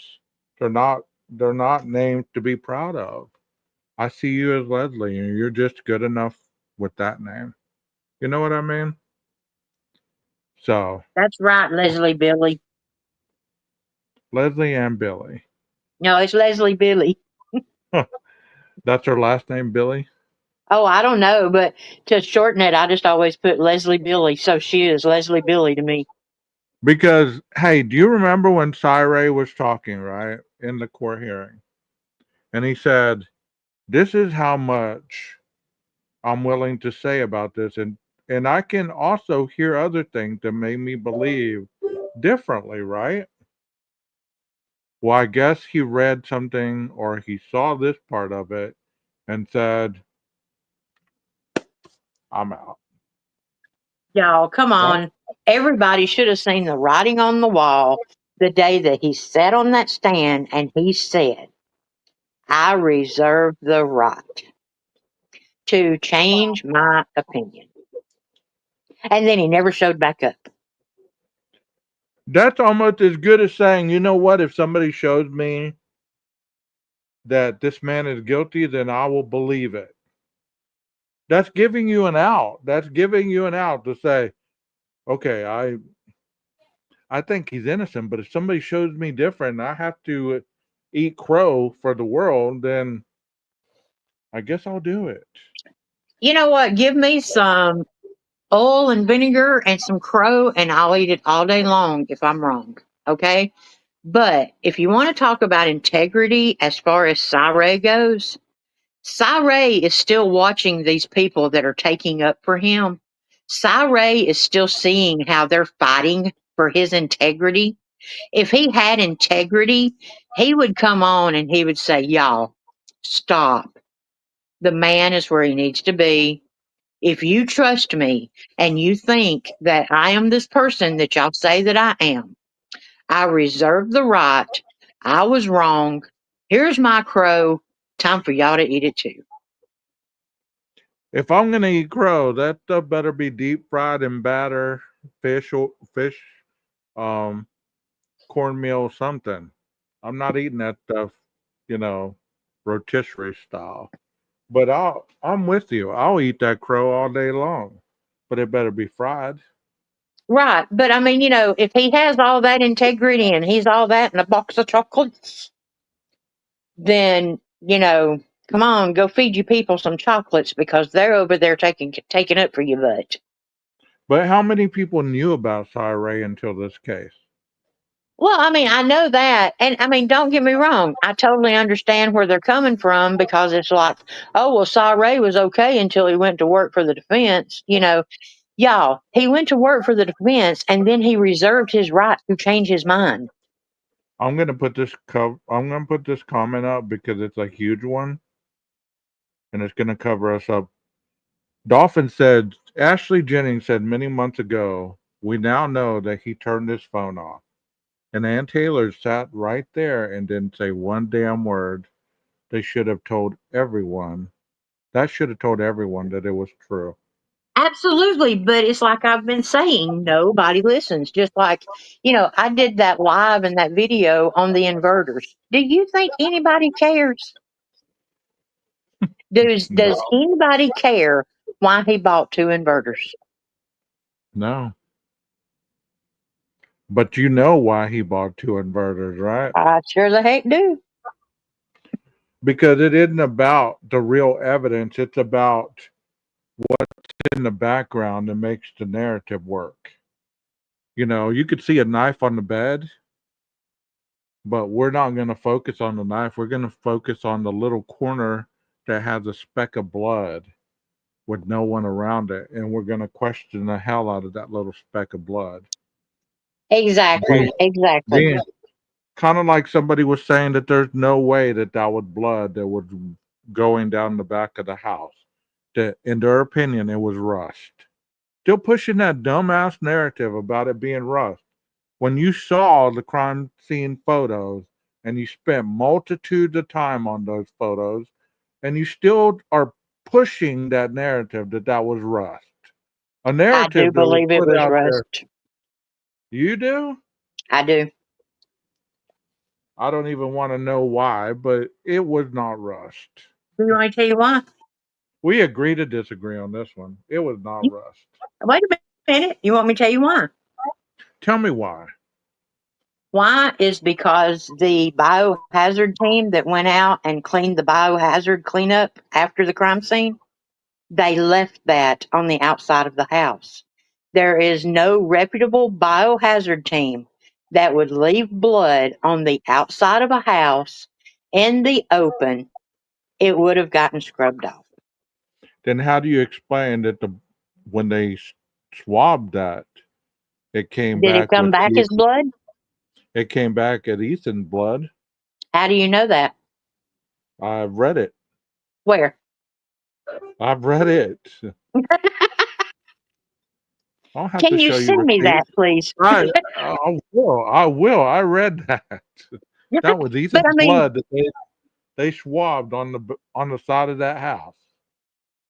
well, now that I mean, and that's not doubting you or anything, but that needs to be put out there because that would. I mean, I stand totally corrected and will gladly eat fried crow.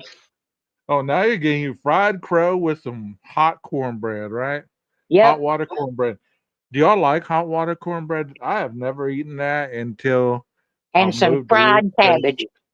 And some fried taters with onions. No, I fried mean, cabbage. okay, fried cabbage. All right. But yeah, I mean, I love hot water cornbread. It is good with jalapenos in it. Well, and also he turned the phone off at 100%, so he could never say the phone just died. Phone was fully batteried up. Heather and Jared Barnhart, I cannot thank you enough for this interview. I could talk to you for hours and hours. I'm going to have you back as well. Thank you for helping us sort of sort through a lot of this. Really appreciate it. And something else that these digital experts have not shared before, on December 30th, that was the day that Kohberger was arrested. On that same day, his phone pinged with an email. Okay, hold on a second. Dolphin has been asking this question in the chat since she came in here. Did you notice what was wrong with these phone calls to his mother? Anyone? Okay. Tell us. I do We hope want to that she know. is not just going to leave us hanging on that. She said, yes, I have. I have seen it. I just have been going with the chat. The chat has been flowing pretty good. I thought you were talking about the text messages, but obviously not. Tell us. I want to know. Corn or hot water cornbread, Nina? Open the door. Open the door. Go. Go pick the pipe. She's, do you guys have the list that Ashley showed? No, we don't. You're getting tired. You think it's time to run. I'm gonna mute you. No, we don't have that. So let us know, summarize that so that I can put that up on the screen. His last phone call to his mother was at 5:56 p.m. on 11/13/2022. Okay. And I know where he was. Walt says, give Annie Potts her mic back. According to the PCA, Kohberger went dark after the trip to Albertsons, etc. Just And come I up know here what and he was doing.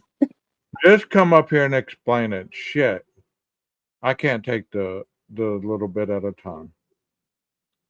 He went dark after 5:56 a.m. What was he doing? He wasn't talking to mother. He wasn't talking to father. He wasn't at home. He was missing. Now he only has 18 people in his contacts. So nobody knows he's missing because nobody cares. Well, thank you for that, oh snap, Sharon. That's kind of you. That's very kind of you. I'm glad that you're enjoying it. He went dark from 5:36 p.m. until 8:30 p.m. How in the hell was he on a call while he was on the phone for over 90 minutes? Oh wow. You're fine. You're fine. Did you see that, Nina? Wait a minute, I'm looking at reading. Okay, his phone went dark. She said, "Let me back up here. Hold on. There's your comment." She says, according to the PCA, Kohberger went dark after the trip to Albertsons, etc. And then she says, he went dark from 5:36 p.m. until 8:30 p.m. How in the hell was he on a phone call while he was on the phone for over 90 minutes? If his phone is dark. The only way that I could possibly come close to explaining that would be the time difference. Okay. Well, I sent the link in the chat, so if you want to come up, you're more than welcome. We're having a good conversation, I believe. Don't you Now believe the so? 5:30 p.m. to the 8:30 p.m. Yeah. That's where that's where the inverters come in. So you believe that he went on a VPM and made the phone calls? No, I think that he bought the two inverters and he went out in the middle of nowhere and he found an empty house that had been for sale and he pulled his car into a barn with no electricity. He plugged his inverters up to his battery and he turned his floodlights on and he got his steamer and he got his drill brushes and his enzyme cleaner and locked himself in a barn in the middle of nowhere in a deserted barn and cleaned his car. Damn. Okay, let me take that comment down because it's hiding all of us. I was like, where are we at? Yeah, sorry. And I was typing and I was just like, okay, wait, what I typed was wrong. I meant when he was dark, not when he was on the phone or on a call. But And yeah, how where are is you guys doing? Dolphin? I'm here. Well, I don't see you on the panel. That's I don't either. It let says me I'm add here. That's weird. let me add another panel for you. There you are. I heard you, but I didn't see you. Oh, okay. Well, welcome to the panel. Thank you. Hey, Dolphin. Hey. So what was it? So Nina, I'm sorry, I didn't hear what you said, your explanation, because see, here's the thing. They said his phone was not reporting to the network, to any Right. networks, right, between 5:36 p.m. and 8:30 p.m. And then that's the last thing they said in the PCA about his phone activity. It was like towards the end of the PCA, right? So if his phone is not connecting to any networks during those 3 hours, how is it that he called his mom 20 minutes after the beginning of that period and stayed on the phone with her for an hour and a half? Okay, they did say 20 minutes after because, Yeah, see, because I it's was 5:56 in okay the list that she because put up. the only way that I could possibly explain that would be that maybe it's 8:56 her time or something, maybe the time difference. No, I mean the time difference, doesn't come into play because they're looking at his records. Ah, So forget the time difference. well, So yeah. I mean, they're if looking he at did his call logs and what's on his AT&T account and his AT&T records or whatever. Do you see what I'm saying? I'm like, right, wait a minute, is that the 8458 phone or the other phone? 8458. Because that's all they've been talking about is the Right. 8458 phone. I'd have to. Yeah. Well, I mean that one. I mean that's the reason we do this is to ask questions. hmm I mean, that's interesting. So, what you're saying is during that time when his phone went dark, he was supposedly making these phone calls to his mother? Is that Yeah. what you're saying? That's Okay. what she just put up on the screen earlier on News Nation and whatnot. I saw it last night because they were Okay. Ashley and Brian were busy churning out stuff, and Brian kept putting up shorts and stuff like that late last night, and then he would come back and he did a video this morning, and he did a video like earlier in the evening last night because he kept reading through the documents and kept finding things or whatever, right? Right. So, but Right. when I saw the list last night, I was like, well, wait a minute. Hold on a second. And I have the list. I threw it in my Discord because I was talking to, my peeps about it. Here's a list, screenshots from her. I'm just looking at it. I'm not going to put it up. So let's see. 6:13 a.m. call to his mother. 6:14 a.m. call to his father. 6:17 a.m. call to his mother. That lasts for 36 minutes. And by the way, 6:13 a.m., right? This is Kohberger's time, right? He got back home from, the murders at like 5 something in the morning. So Yeah. what, 30 minutes, later after slaughtering 4 people, he called his mother. I was like, this is beyond nuts. Yeah. So and he's on the phone with her from 6:17 till 6:53 because that's a 36-minute call. Then so that like, basically says like about what 7 a.m. he gets off the phone. Then an hour later at 8:03 a.m. he calls her again and talks to her for 54 minutes. So that is 8:03 to 8:57. Now remember, they said between 9 and what was it, 9:30, that they thought he went back to the house, right? So he was talking to his mom while he was driving back to the house. Because then Right. there's another call at 9 a.m. and he talked to his mom for 9 minutes. So that's 9 a.m. to 9:09 a.m. Okay. And I just said between 9 and 9:30 or whatever, they thought he was back at the house. Okay. Yeah. Yeah. Then So also, she was saying that he was talking to his mother during that time mhm, that he was back at the house. right, right. So then you got 4:05 p.m. He called his mother for 2 minutes, and then 5:53 he called his mother for 96 minutes. So 5:53. I thought it was 5:56, but yeah. Still, isn't that crazy? It is crazy. What do you think about that, Nina? Well, I mean, I hate to say it, but if that's the facts of the case, then Ashley is either lying or mixed up. So Ashley said this that, or the two people said it that went through his phone. This was from, let's see, it says 5 calls with his mother lasted 3+ hours. I got these screenshots from her video that said Brian Kohberger called his mom repeatedly after Idaho murders. This is, and she had the interview with the couple from Celebrate, right? So she had to have gotten these times either from a report that she got from the ISP files that, you know, they hadn't released at that time or whatever, or she got this information from that couple. But I'm like, Well, wait a well, minute. let me ask you guys a question. I'm Hmm. not proficient with VPNs or anything like that, but they said that his phone went dark, like you're saying. Well, is there any way to make phone calls? Maybe his phone. Well, she said it was off. They said it was off. Did they They say said it was off or that he just went dark? It was off during the murders. Right. okay. They Then he didn't say came it was. back. They just said it wasn't connecting to the Okay, network anymore. Yeah, would so he he be could have been able using to? a VPN. So he could have been using a VPN to make these No, phone guys. calls. No. Hold on a No? No. second. Don't bring a VPN into this about the phone calls, because here's the Okay. thing.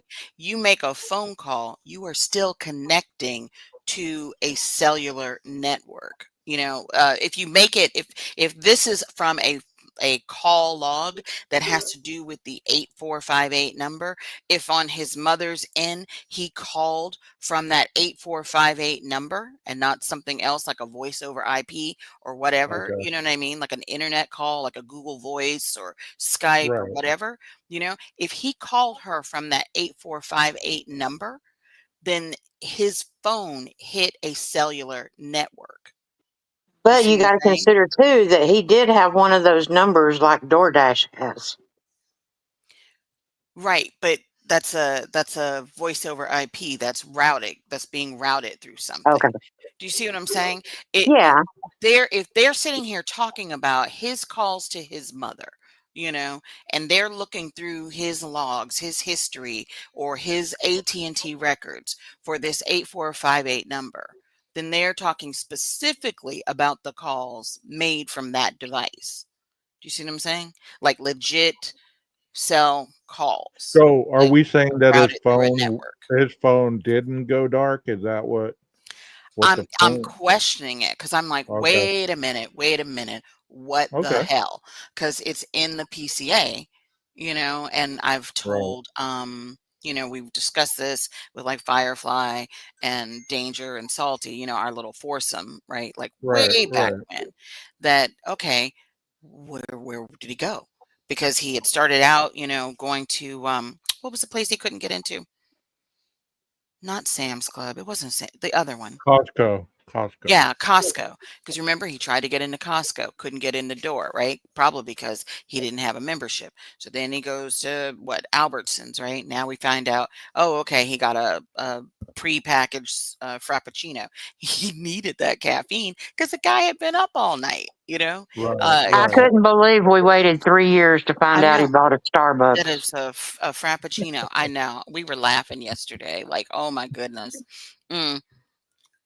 I But you was know, expecting Band-Aids or bandages. something, you know?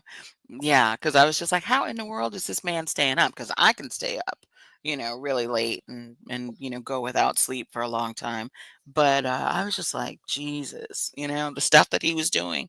So, yeah, so think about it. Like I had always wondered, you know, so he did Albertsons, Kate's Cup of Joe swinging by, you know, their drive through or whatever for like seconds, you know, and everything. And to me, it seemed like, wait a minute, did he move to the east, you know?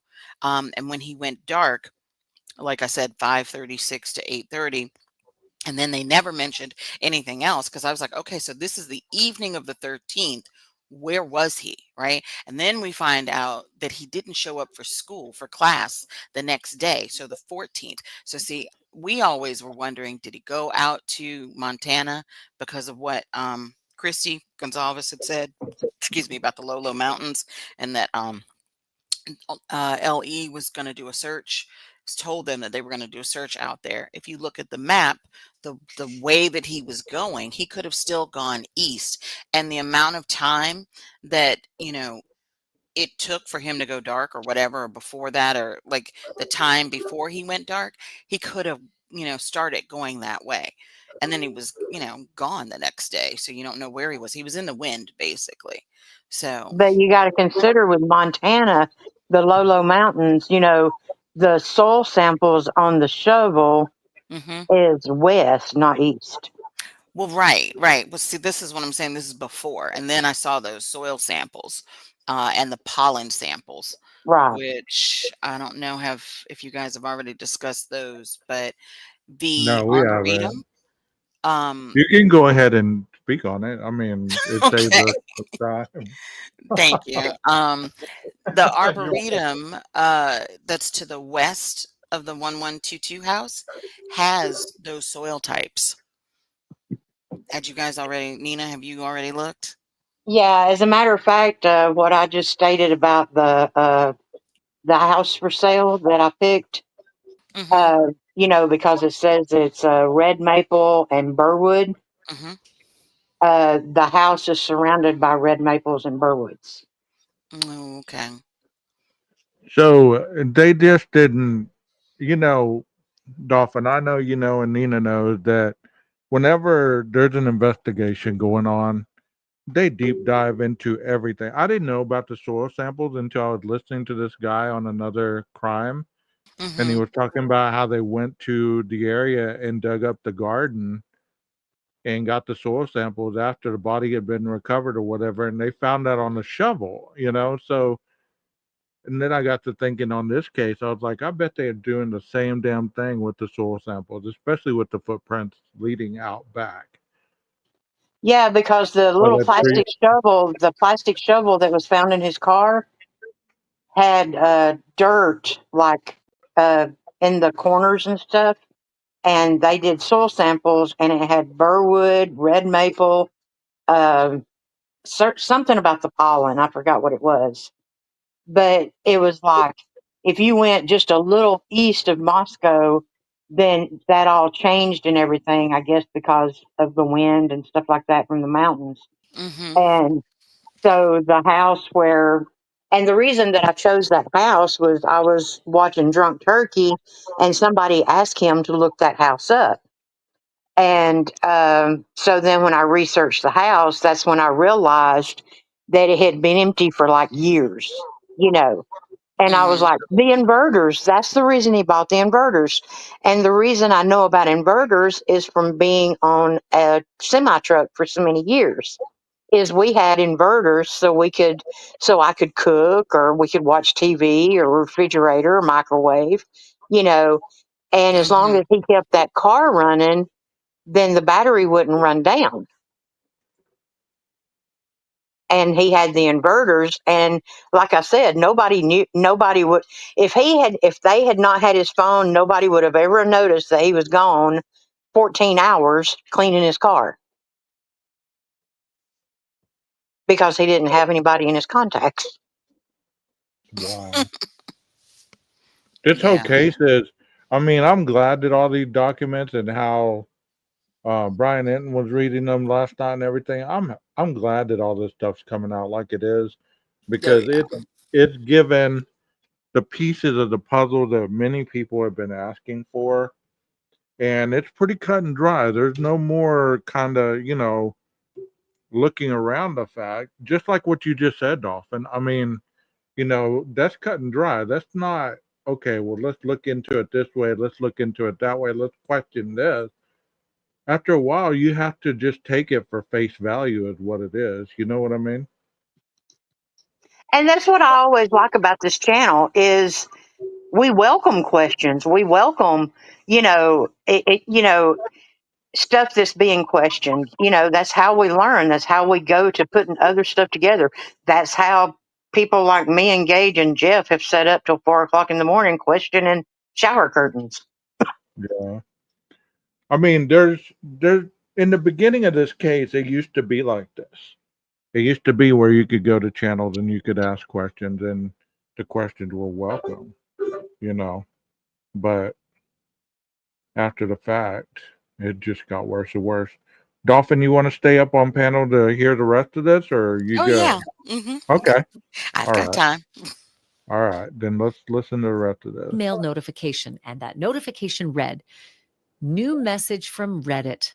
Your account has been permanently suspended for posting violent content.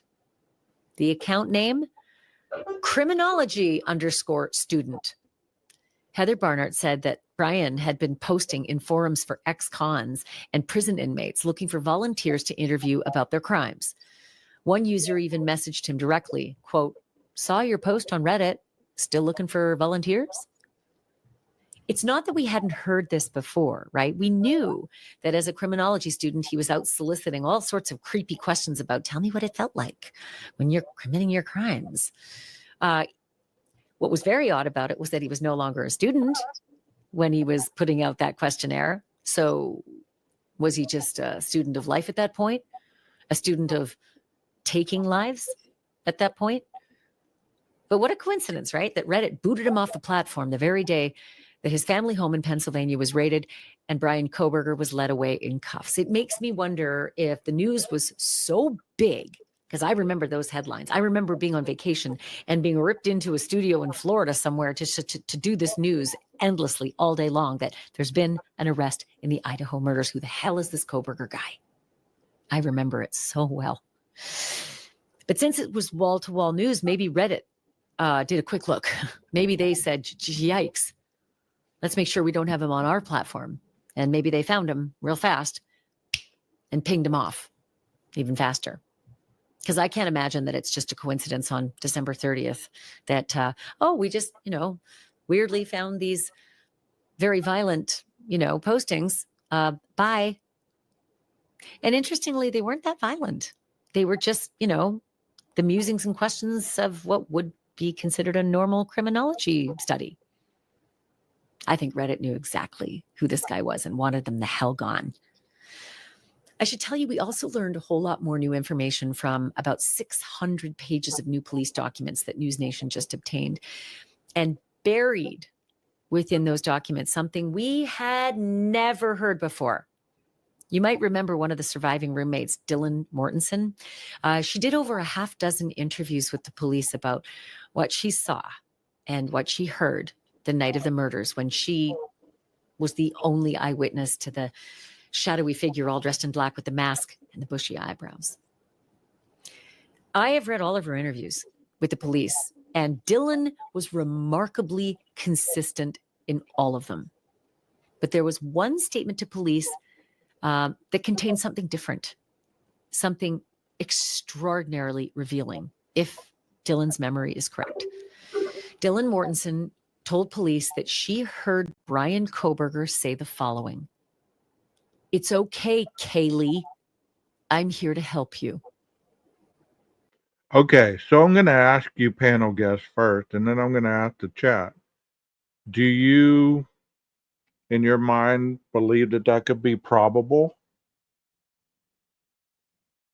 I don't know, because didn't they say that she thought she heard that from the second floor bathroom? I don't. Yes, Yeah, and I think Ashley has it mixed up. Mm-hmm. And to answer the question, I think somebody asked, "Are these docs out?" No, they're actually a FOIA report from Brian Hinton. Okay. So you got to pay for those, right? That Oh yeah, $2,000 one. Okay. but I mean it's the 600 pages. That, well, he didn't go over the 600 pages, but it was a big drop and everything, and it is a 3-page interview. But she also states that that's what she thought she heard, Right. but nothing definite. Well, I mean, we don't know if she was listening to music, taking those headphones out, caught the last end of the conversation, the statement. I'm not trying to defend Dylan, but there's a lot of Ooh, yeah. probable reasons that you only catch so much. I mean, how many of us listen to music, listen to podcasts, whatever, with an earbud in our ear? At least one of them. You have one in your right ear and your left ear is open to hear stuff. So if you're listening to something, supposedly she'd like to watch true crime stuff while she Well, went see, to. she went to bed after watching Vampire Yeah. Diaries. Yeah. Yeah. And she even talks about that. She talks about, was it a violent episode? Was it Mm-hmm. because she's like, she's explaining to him, look, y'all, this is what I think I heard, or this is what I think I saw. But, I've even made sure, did I go to sleep after watching Vampire Diaries? Was it a violent episode? Was it a bloody episode? Something that could be messing with her. Well, one thing people fail to inform their audiences about is we have a part of our brain called the hippocampus that allows our brain to not really erase, but to diminish the memory of short term memory and put it into the long term storage. So when something is heard, how many times, 10 minutes, 30 minutes, whatever, are you not as clear as probably a minute and a half after somebody asks you?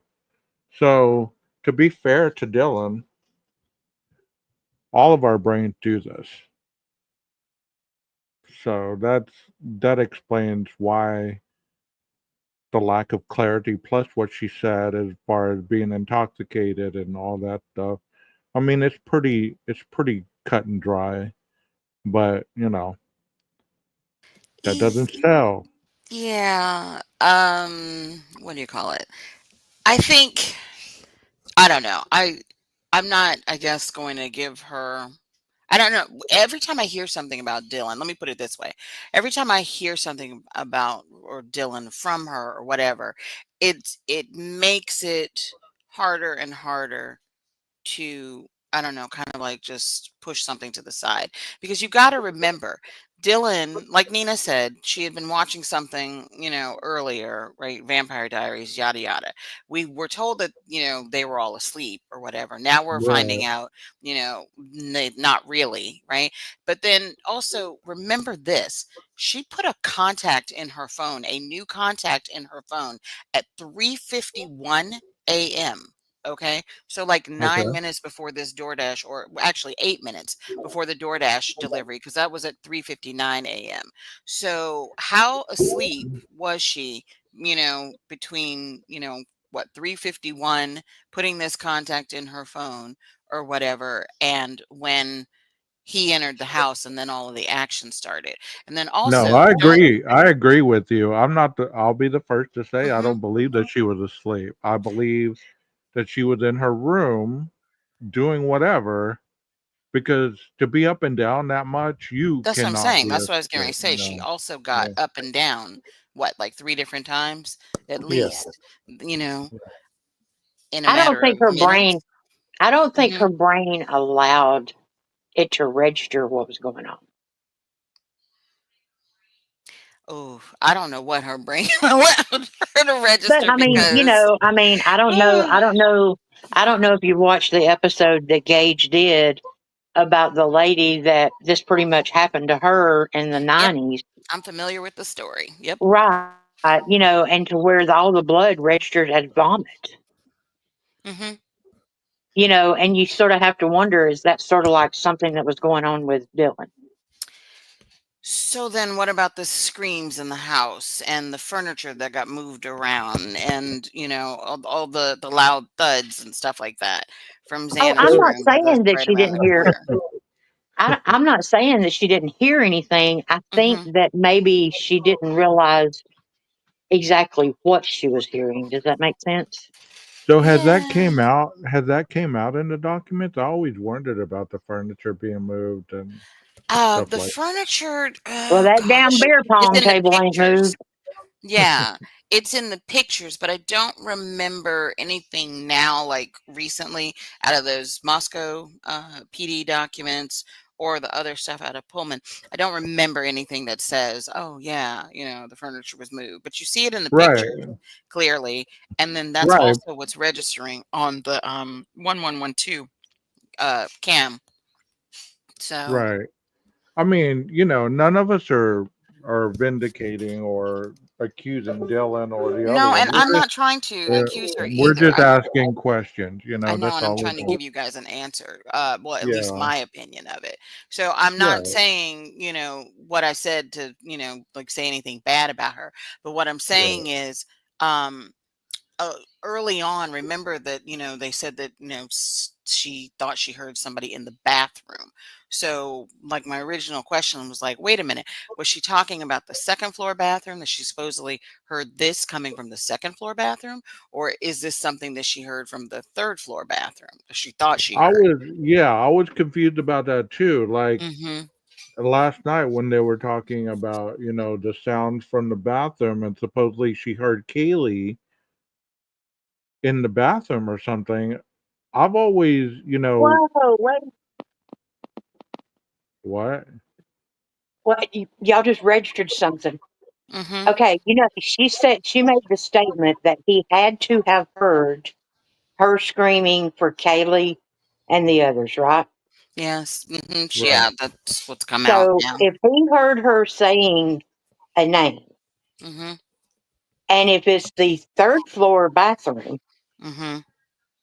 and the DoorDash driver said that somebody was ducking their head up and down in the third floor window, and I made the statement last night that what if that was Kaylee that she did hear coming up and down the stairs, like to walk Murphy or something, and Kaylee was screaming, "There's somebody in the house," and Dylan is screaming Kaylee's name, and he hears her scream Kaylee's name, and then he goes upstairs, and Kaylee is coming out of the bathroom where she's been ducking in and out of the window trying to see what's going on, and he says, "It's okay, Kaylee," because he heard her say her name. Well, Mm, that would all be determinate on the timeline, because when the DoorDash driver would have been there seeing that, was Brian even in the house at that point? no. You get what I'm saying? Yeah. I Because if don't he even wasn't in believe the Molly, house, yeah, then saw what she saw. yeah, I mean Maybe that's a she saw theory. Xana That's at a the theory, second but floor window. I don't believe he was in the house at that point yet. I mean, there's a lot of stuff. There'll be a book wrote on all this stuff one Oh, day. yeah. Somebody will piece it all together, and we'll get to read it and be like, "Oh, damn, that's what it was." You know what I mean? And But I what's going like to be it. so bad is it's going to be the simple stuff. I don't think it's Yeah. going to be the salacious, I think it's just going to be A, B, C, D. This is what happened, and he left. Well, that's what I've always said on all my lives. In the very beginning, I was saying, when we are gearing up to go to trial, I always was saying, hey, it's not going to be some, drama filled Die Hard movie. It's going to be something very quick, 9 minutes from the start of the vehicle going around the house to the end of the vehicle leaving. That's all the crime was 9 minutes or so. So everything after the fact would just adding to the circumstantial evidence. You get what I'm saying?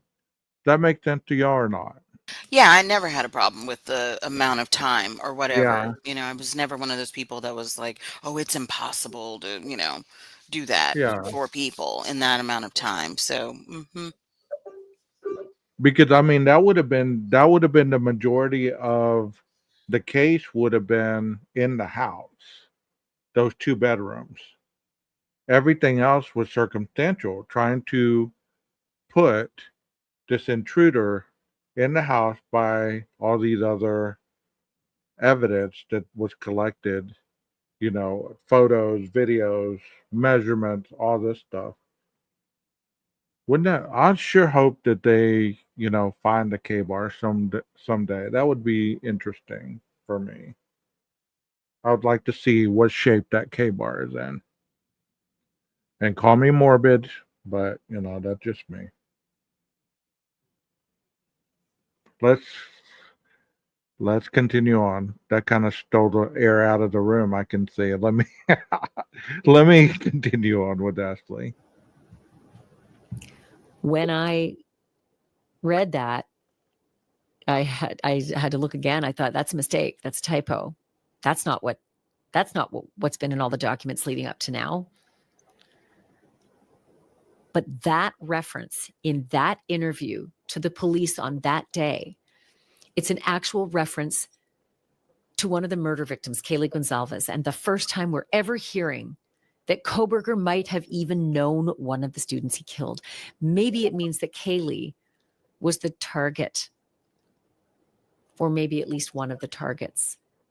Here's what the document actually said verbatim. Quote, sometime in the early morning hours, redacted, meaning Dylan, was awoken and opened her room door and heard a male say, quote, it's okay, Kaylee, I'm here for you, end quote, and crying.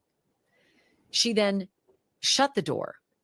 A short while later, she opened her door again and saw someone approximately 5'10" tall, dressed in black with a ski mask, standing in the kitchen.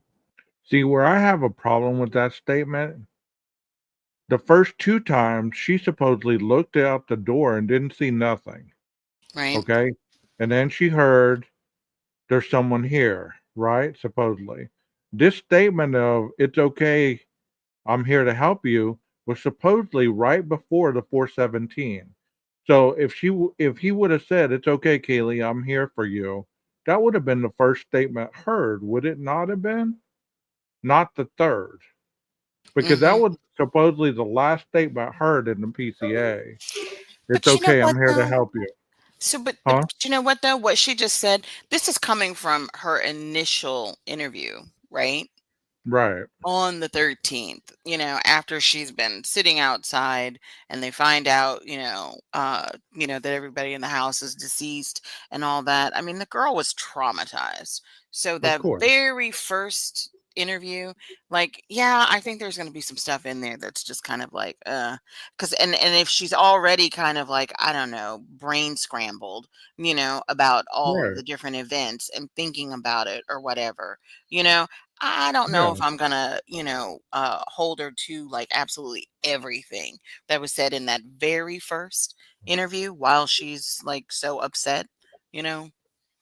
I get that. But I was just trying to like the point of reference of the timeline is hmm according to the PCA, that would have been the 3 statements. No one, she opened the door the first time, didn't see anybody, didn't hear anything, shut the door, went back, laid That was down. when she thought she heard Kaylee playing with the dog. Yeah, playing with the hmm dog. Thank you. And then the second time would have been, somebody's here, right? hmm And then the third time was, it's okay. I'm here to help you. So unless those were very quick, you get what I'm saying? If those statements were made quickly in reference and they weren't as timed out as it appeared on written on a written record, then that makes a lot of sense. But as Ashley Banfield is saying it right now, it's sounding like it was said first.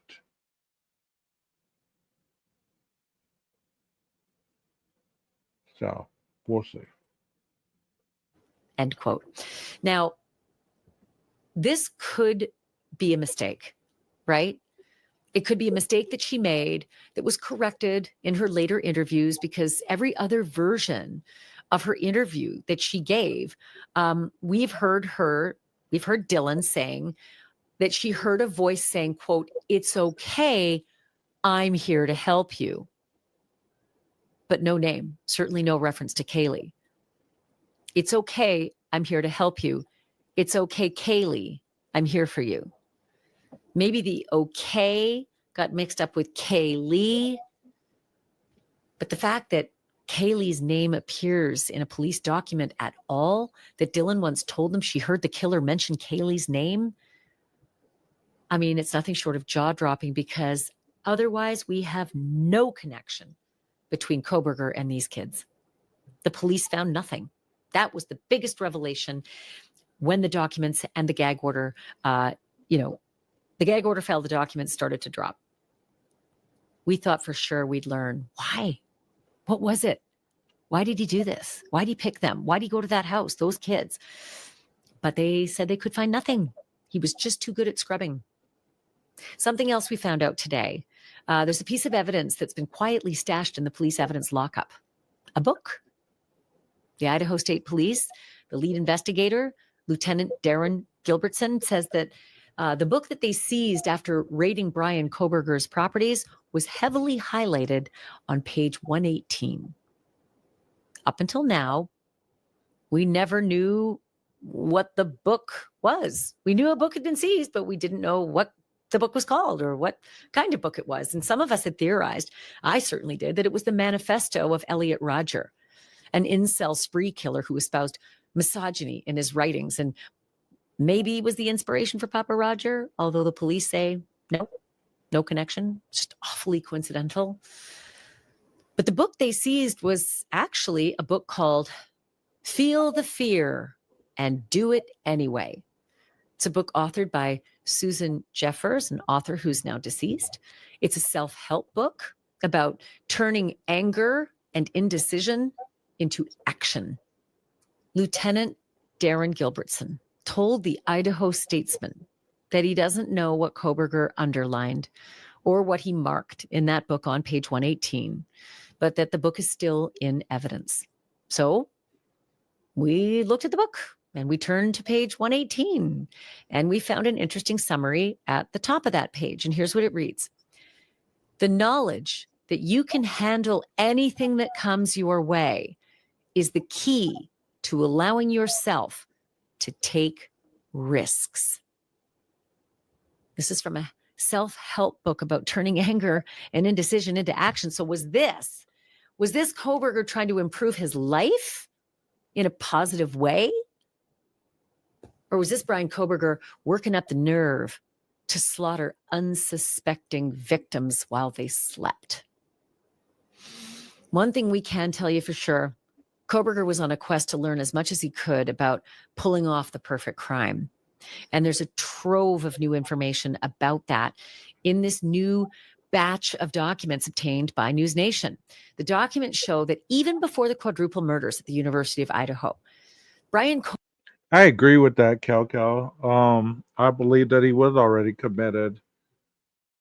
I believe that he'd been preparing for this for a long time. What do y'all think, panel? Oh, most definitely.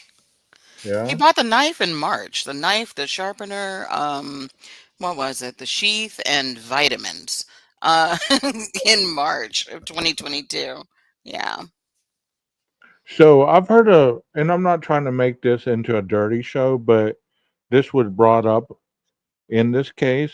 Has there been any document talking about the sexualizing of his thoughts of any kind of sort? I mean, did he have any sexualized fantasies about killing people that Nothing they've that I've written seen. of? Nothing yet? No, because I mean, there's Okay. nothing where they've like said, "Oh, we found journals that he's written or whatever." You know what I mean? Right, So right, nothing. The only thing, remotely close to that is when they mentioned the Google searches a long time ago.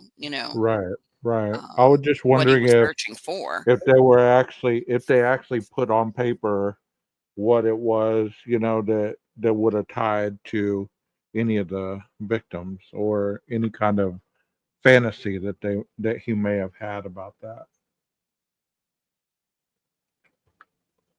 Kohberger was already setting off alarm bells in Pullman, Washington. That's where he was, of course, a doctoral student in criminology at Washington State University. Fellow grad students of his and the professors who were there, they've described Kohberger as difficult in the past. We knew that. But this new information in these documents takes it to a whole other level. It turns out that the red flags were actually a crimson tide when it came to Kohberger.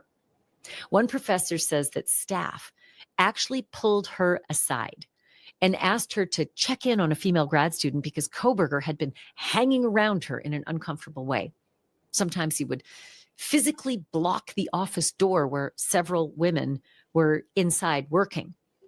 That professor said that more than once she'd hear a female student say, quote, "I really need to get out of here." And that professor would then step in the room, walk right into that office and give that student kind of an opening, to leave and to get out the door. And in class, Kohberger was fixated, laser focused on burglars. And not just any burglars. He was obsessed with separating the regular kind of burglar from the sexually motivated kind of burglar. And then, almost like clockwork, he'd steer the conversation back to serial killers over and over again. Students and teachers all told the police that Kohberger dominated every conversation he was in, that he had to dominate it, that he had to take over every conversation, that he made it uncomfortable for everybody around him, that he mansplained all the teachers, even to people who he would explain the research that they were actually doing. Apparently, he was so off-putting, people said they avoided being around him. He had 3 courses in his PhD program, 2 of them taught by women, 1 of them taught by a man. And obviously a pattern started to develop with Brian Kohberger, that all the kids got together and decided to do a little survey because they noticed a pattern. Kohberger was routinely late to the female taught classes, but never once late to the male professors' classes. So when they actually ran the numbers, it bore out. Never once late to the male professor. Late all the time to the women who taught classes.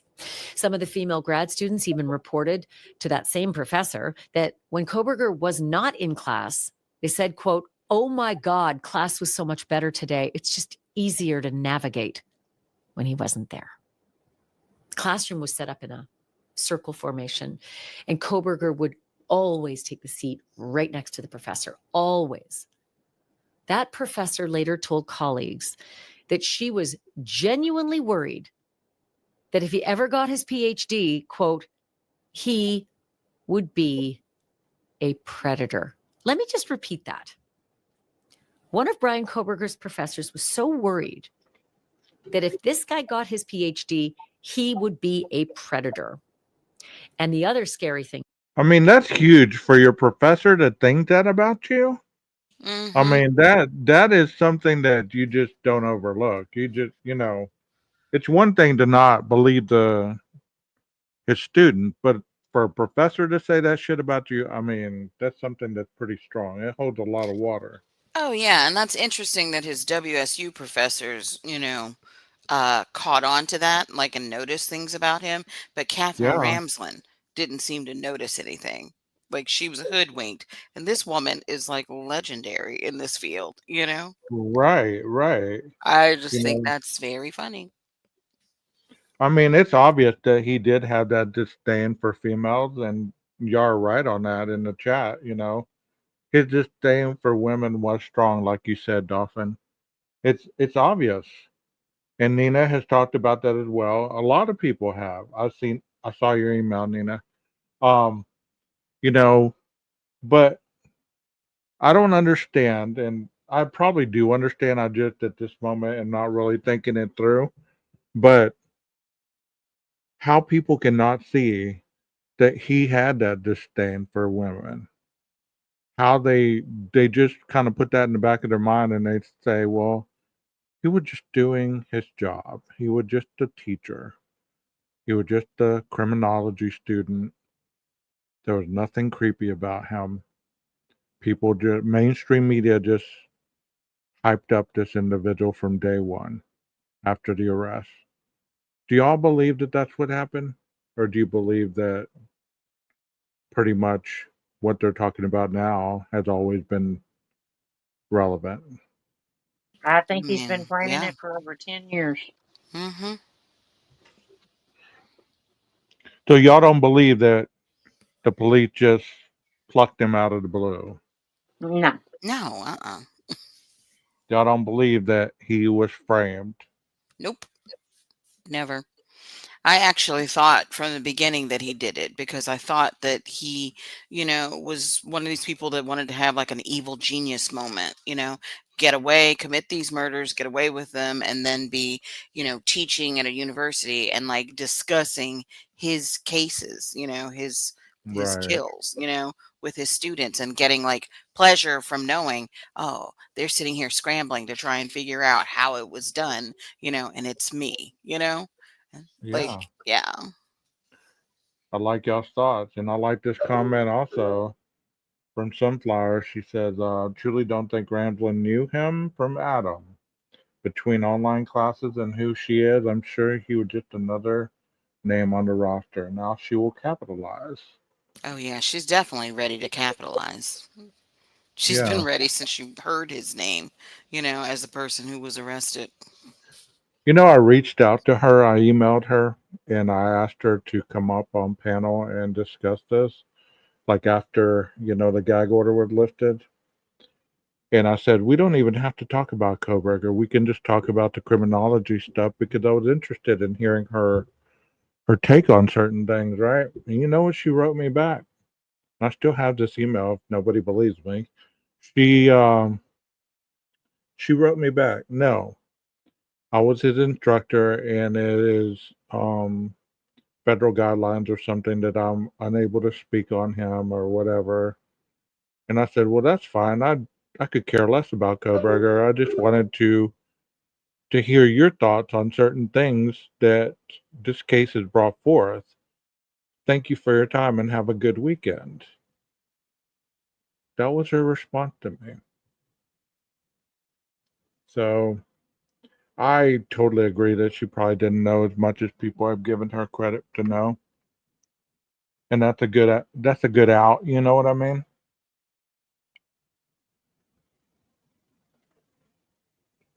What do you think? Do you think she Yeah, knew him? You think yeah, she I'm knew I'm him? getting dogs in, so I'll be right back. Okay. I'm sorry, You what did you think ask? you think she knew him as well as she's proclaimed to know him, or do you think that I don't know because he was still writing to her. He was still emailing her, like even right? after he left to sales. So I don't know what those conversations were about or those emails were about, but I don't know.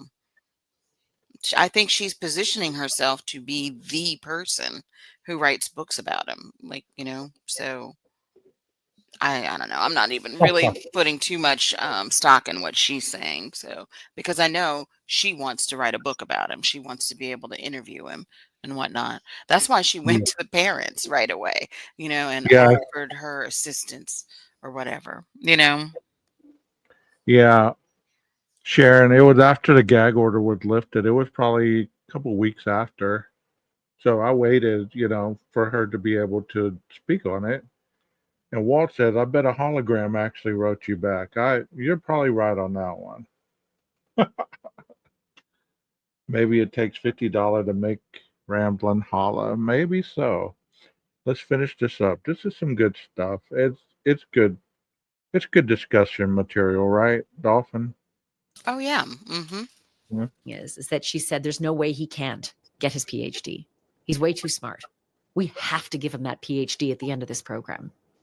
And in a faculty meeting right before Christmas break, this professor flat out said these words, quote, Kohberger is smart enough that in 4 years, we will have to give him a PhD. Mark my word, I work with predators.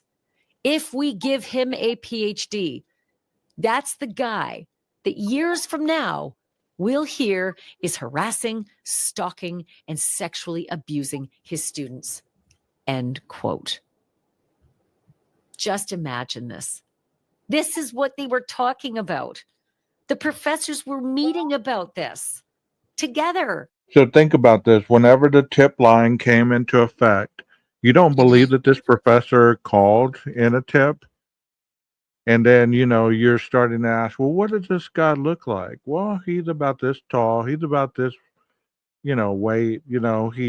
Does he have these features? Yes, he does. Okay, let's look into him a little more. Like I said, let's exclude him from a suspect rather than make him a suspect. So at Maybe if that they knew point, what kind of car he drove, I right. could see And that. then all of a sudden the car is looked into by the WSU policeman, right? And Hmm. they find that commonality, all the circumstantial stuff's adding up.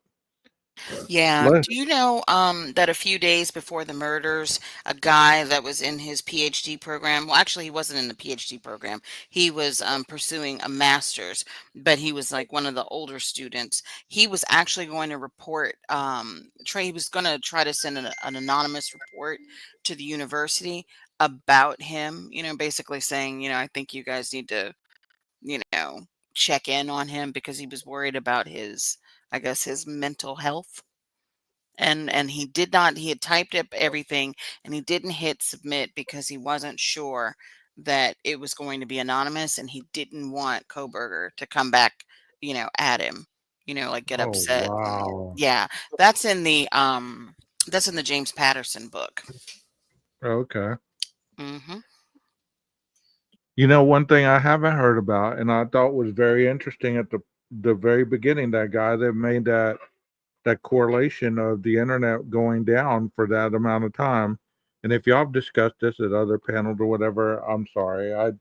I haven't really followed up on a lot of this stuff. I just, it comes so quickly. But y'all remember when that guy was correlating that the internet went down at U of I, right? Hmm. And we've never heard anything else after that. Do you believe that, that was just a coincidence? Because there was a lot of Yeah, I don't think it had coincidences. anything to do with anything. Yeah. Yeah, there was a lot of coincidences that night. It was like, wow, like the universe was writing its own horror movie. You know what I mean? Hmm. There was a lot of coincidences that night. For the police to be a block over, right before he gets there and, circling around and all this stuff. It just I could see why people would not believe a lot of this stuff, but after the fact, you got to take all that stuff, scrub it away, and stick to what is known. What do you Oh think, Nina? yeah. Is she still here? I think she's getting the dogs in. Maybe she's not back yet. Yeah, I just now Oh, sit there she down. is. Oh, okay, cool. Okay. There was a lot of coincidences, don't you think, Nina, that night? I mean, all the stuff that was going on. There was a DUI crash and, hit and run right close Oh to yeah, his that apartment. I right mean, outside his good. apartment. Good God. I mean, could he have picked a worse night, but he still was able to pull all this stuff off? That tells you how easily people do not really look into certain aspects of Oh, their you just surroundings. reminded me of something. See, What's I that? think that the night that I think that was like the last night that he was going to be able to do it before number one, he was going to have to change his tags over. And number two, it was the last ball game. So it was going to pretty much be the last of the partying before everybody went home for the holidays and stuff like that. Mm-hmm. Um, and I think that that's when it came down to, okay, it's time to do it.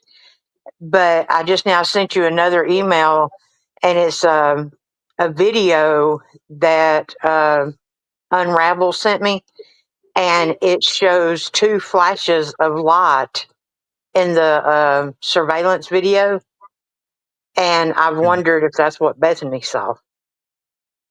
Well, we'll have to do a part two to this because I mean we're already going 2.5 hours. I really Oh, don't wait. want to.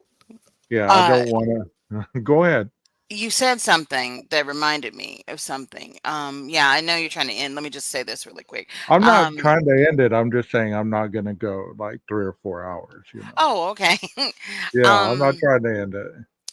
what you said about the crash on Hmm. WSU's, over in Pullman or whatever, reminded me. So you remember, what was it? They said that in one of the reports in the Moscow PD files, they said that Brian one used Broadcastify to access police scanners, right? So that was like before he left to go over there. And I was like, oh, that's probably because of the accident. Because wasn't the accident like near his complex or whatever? And traffic Yeah, it was was almost like a block like away. in I think front a or block and something. a half. Yeah. Hmm. And then the second thing about that is that later he had okay, the police station right down the street. Yeah, right. So he wouldn't have wanted to be showing up in anybody's body cam footage or dash cam footage. So I think he was trying to check to see, if the police were still in the area or where they were or whatever. But the second part of that is the screenshot of the girl who caused the hit and run Mhm. on the jail roster, right? And it was a screenshot taken in Yik Yak, right? And I was like, Mhm. wait a minute, Yik Yak, because you guys know what it is, right? That one where people take random photos? Is that one? It's think Twitter, but just for a university campus.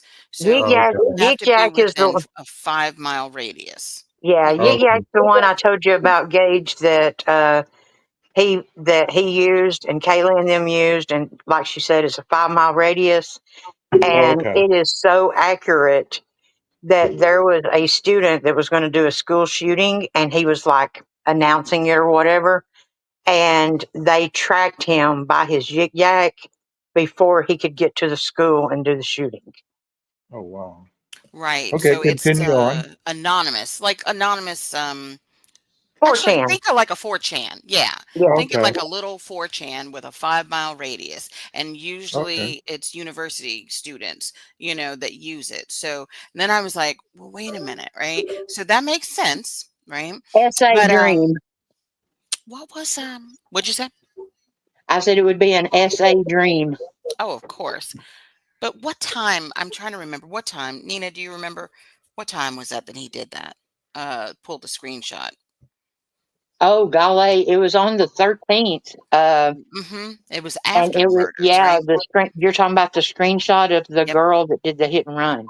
It's in the morning. Yeah, it's the Yeah, jail it's in the roster. morning. Yeah, it's in the morning. Oh, let me pull up this document. I can find it really quick.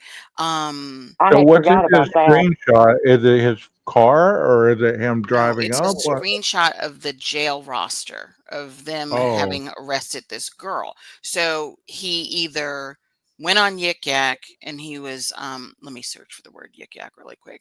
He was looking for more information on that accident.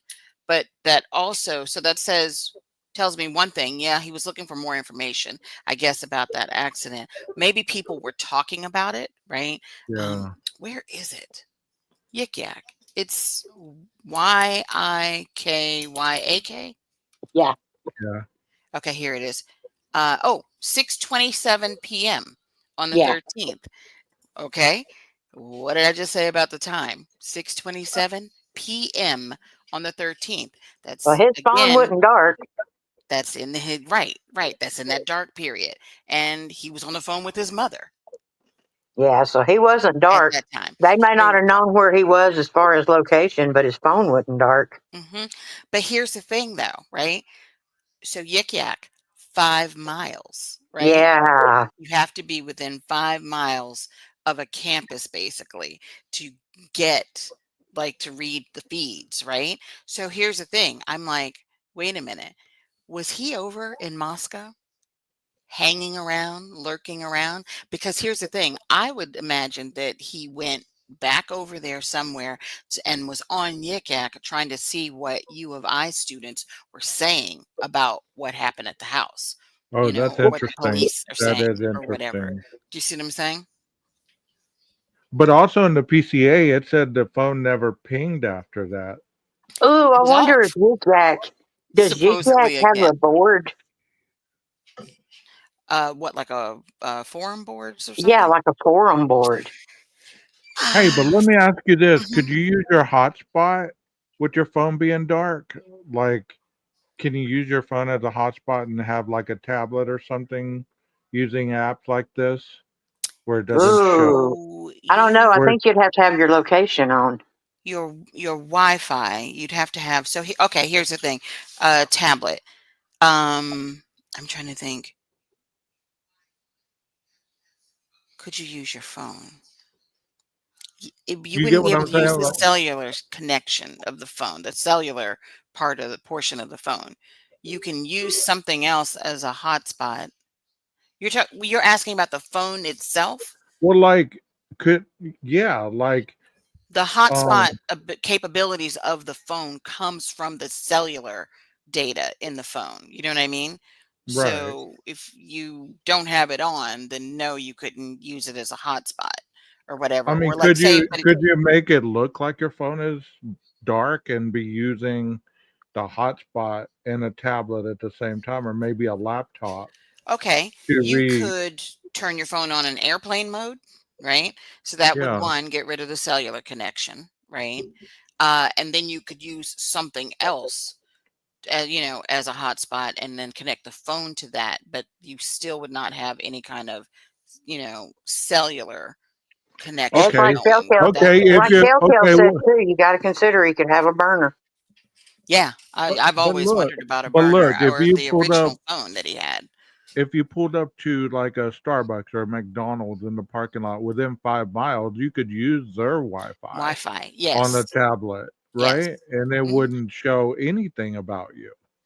You could use it on the phone too, but the thing is, he was supposedly on the phone. So I'm like, Right. if that are these calls from the 8458 phone, that's what they, were supposedly called in to, be expert witnesses for, was the 8458 phone. So I'm like, I now want to see their report to make sure that Right. that's the phone that they're talking about, because Yeah, But again, because I wonder if it's the mhm, phone now that was registered to mother and father. mhm. You're talking about his original phone? Yeah, Mhm. 'Cause see, it's always bothered me from the very beginning when I heard, when it came out that he got a new phone, right. in June 23rd, 2022, right before he left, because I was like, there's, just a small handful of reasons why somebody would ever get rid of their phone number, you know what I mean? And, like, because you keep your phone but number look, for decades. but I'm thinking like this. Look, I Mhm, have an old phone. mhm. And if I go and park next to McDonald's or whatever, as long as there's Wi-Fi, I can use that phone. You can use There's the no, phone for Wi-Fi calling, yes, and I can use it for the apps that are on the phone. through You Wi-Fi, can, yes. right. So if he had that old phone still, then that could have been what he did. He Right, had but the nobody has mentioned the other phone though, you know? 8458 number off, but still using the old phone as a Wi-Fi phone to be accessing these apps on the Yik Yak or the Google Maps or whatever. I mean, I Right, don't but know. they said Yik Yak came from the 8458 phone. They're Oh, still, okay, you see what I'm okay. saying? These people were Yeah, I hired get you. to I get you. examine this phone, and they I have get. not said anything officially about him having another phone, like a burner phone or whatever. But like, Right, Nina said, it's been in the back of, some people's heads that, yeah, what if he had another phone? What did he do with the first phone? You know? right. Because Hmm. I have like 3 or 4 phones that Yep. just lay around Yep. that I charge up and Hmm. use for music streaming or whatever, as But long that as would they're be connected. Wi-Fi though, unless you Yeah, still have Wi-Fi. an active SIM card in it. That's what I'm saying. You got to Yeah, separate cellular connections, things that would need a cellular network from things that would need a Wi-Fi network, or right. just Bluetooth, you know what I mean? So when they're talking about these phone calls, and all of that, then I'm like, wait a minute, you're looking at his activity on that phone number, what hit the tower, what AT&T has for records, or like what's sitting in his phone log. I mean, and oh, what I mentioned, Wi-Fi calling, sometimes my cell signal in my house isn't so great because I have a lot of trees around, so I turn on Wi-Fi calling all the time. But even when you look at my log, there's a different icon that shows, okay, this was a Wi-Fi call. And if it doesn't have that icon, then it's like, that was a normal cellular data call, you I know? have a Right. question. Mhm, The screenshot of the roster, mhm. the wreck happened in Pullman. Why was she not in Pullman jail?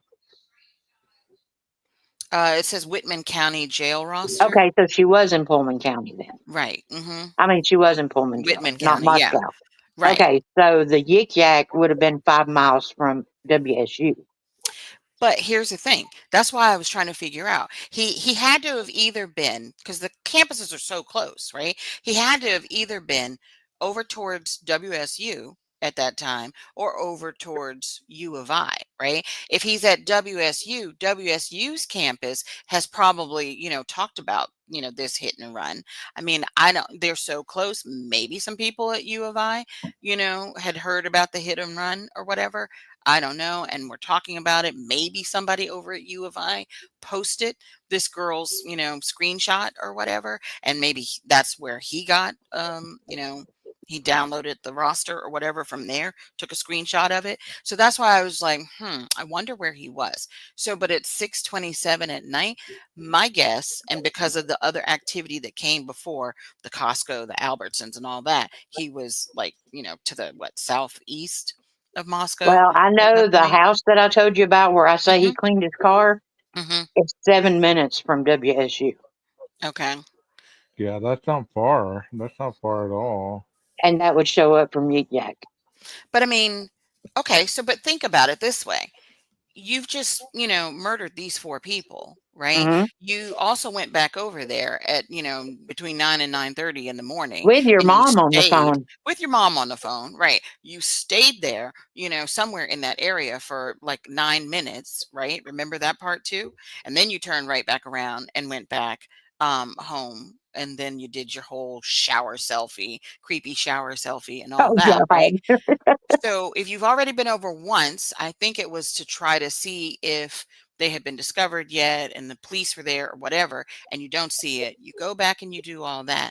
Then you come back to this side of town, like southeast, southeast of Moscow. You're doing all this running around and everything and still talking to mommy on the phone, right? To Right. me, as a Mother. as a murder, yeah, mother. To me, it makes more sense that he was trying to hang around U of I to find out what all the kids are saying about what's going on there without getting too close. So by using Yik Yak, he could have been on the very, outer Because edge, right, yeah, the cusp of the campus, and still heard like all the stuff. Because I mean, it's anonymous. You remember the stuff that was going around on 4chan, right? right, right. The stuff Well, about the frats and all speaking of that. Hmm. yeah, speaking of 4chan, I actually found where okay, like there's somebody that's chatting in 4chan that sounds a whole lot like Inside Looking and Papa Rogers. Oh yeah. And Hmm. so you go down through there and then all of a sudden it's you're on a banned account from 2010. And so and the IP address was from Effort, Pennsylvania. Hmm. Interesting. Yeah, Well, and let's go ahead and finish this video, and then we can continue on with our discussion. That Okay. way okay, we Go ahead. can add what she says. Fearing. We're teaching this guy, and he's going to be a predator. Look, they talked amongst themselves. They were very serious about trying to figure out ways to stop the process, roll it back, get rid of him. They talked about cutting the funding to his program so that they could kick him out. Not everybody agreed because let's be frank, he's weird. He's an asshole. Nobody thinks he's a quadruple murderer. So in the end, that didn't happen. What is remarkable about a group of professors deciding amongst themselves if they should pull funding and get rid of a student is that at Washington State University, according to one professor, in all of her time there, it had never been on the table before for a grad student to be kicked out like that. They had never before, in her experience, pulled funding to get rid of a student that they thought was dangerous. And the reason is they believed that he was already stalking people, but they couldn't be completely sure. One professor reported that he had followed her while walking to her car. Apparently, it frightened her so much that the next time she asked for an escort to walk her to her car. And a grad student even reported that somebody had broken into her apartment and stolen intimate items like perfume and underwear, and she was scared. Another grad student remembered meeting Kohberger at a faculty barbecue before classes even started. She said he was instantly off-putting, spoke in a robotic tone, and then tried to lecture her about her own research. After that, she avoided him, only making the bare minimum of hallway small talk. And then there was the student who said Kohberger would follow people to the parking garage or just linger, standing there uncomfortably after conversations. Things got so concerning, the department actually held a mandatory discrimination and harassment training for all grad students just because of Brian Kohberger. But again, you got to put yourself in the headspace of back then.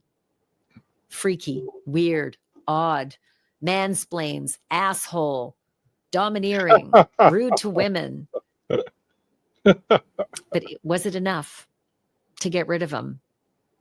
So 600 pages of documents and an interview with these forensics experts who, reamed his phone and his electronics. And I am overloaded with stuff I never knew about this case. The fact that he called his parents mother and father. I just remember back to the sentencing where he mouthed to his mother, "It's okay, mother," but then ended up leaving the courtroom, ignoring both his mother and his sister who traveled across the country to be there for him. Didn't even look their way. The fact that a professor believed in the future he was going to become a predator, that they just kept teaching him more and more information to become a PhD level predator. The fact that we heard it's possible Dylan Mortonson heard Brian Kohberger say, "It's okay, Kaylee. I'm here to help you." Maybe she changed her mind later in the interviews, but that interview's on paper, and she said it. All of this we're processing as I keep thinking about how many sleepless nights Brian Kohberger is having now and will have in the future at the Idaho Maximum Security Institution. They're banging on the doors. They're yelling through the ducts. They're taking turns and shifts to make sure the harassment of Brian Kohberger goes on all day and all night. The inmates organized this themselves. They knew he was coming, and they planned it themselves. And Kohberger's asking the guards for help. Wah. But doesn't look like the guards are doing anything for him. And the institution, when News Nation called to ask, "Is it true? What's happening?" They said, "We're aware of Brian Kohberger's complaints about the way the other inmates are communicating with him. But inmates communicate like that. But he's safe." Meaning, unless you're getting physically assaulted, you're good. Deal. And Brian, mother cannot help you in there. I'm Ashley Banfield. Thank you so much, everyone, for watching and listening. And remember, the truth isn't just serious. It's drop dead serious. Wow. She's not holding back, is she? She's not on News Nation. She can really speak openly and freely. Oh, yeah. What do you think about her show? Are you a fan or are you not? I do sometimes watch it. You're talking about her late night show? Yeah, this one right here, Drop Dead Serious. Mm-hmm. I do watch it from time to time. Yeah. This all was, I mean, the last 2 days have been like, wow, like a whirlwind for me. I mean, because I know that you and the other ladies over on the other panels, Salties, y'all deep dive into this, and y'all are very knowledgeable about that. Oh, I actually haven't been on anybody's panel in like ages. Yeah, Mm-hmm. but I know that she enjoys reading the documents and stuff. I just don't have time. I don't have the time to read all that stuff, and I appreciate those people that do. And it kind of clarifies a lot of questions that you guys hear about or read about or whatever. That can give other people clarity rather than to hear just idle banter. Because to sit there and have idle banter, that's not really giving any kind of direction toward this case, but just just kind of just sit there and say, well, this is what I think about it. Well, what you think and what actually happened are two different things. Mm-hmm. True. You know, I've sort of slowed down on, watching other channels or whatever, just like in general. I mean, because since the sentencing, I was like, I just want to see the facts that are coming out. When, Yeah, things get unsealed, that's when I want to talk to somebody about this or whatever. New right. facts come out. That's when I want to have a conversation. Because, I mean, we've already had 2.5 years of, you know, guessing or whatever, Mm-hmm. you Yeah. know?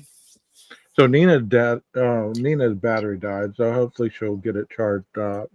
But I really appreciate your insight on what we were talking about tonight and the clarification that, according to your thoughts, that's where things went. And I wouldn't have even thought that deep as far as, thinking I didn't catch that the phone was dark and, the timeline. That's Hmm. pretty cool. That's pretty cool that y'all Yeah. I were mean, able to because catch that.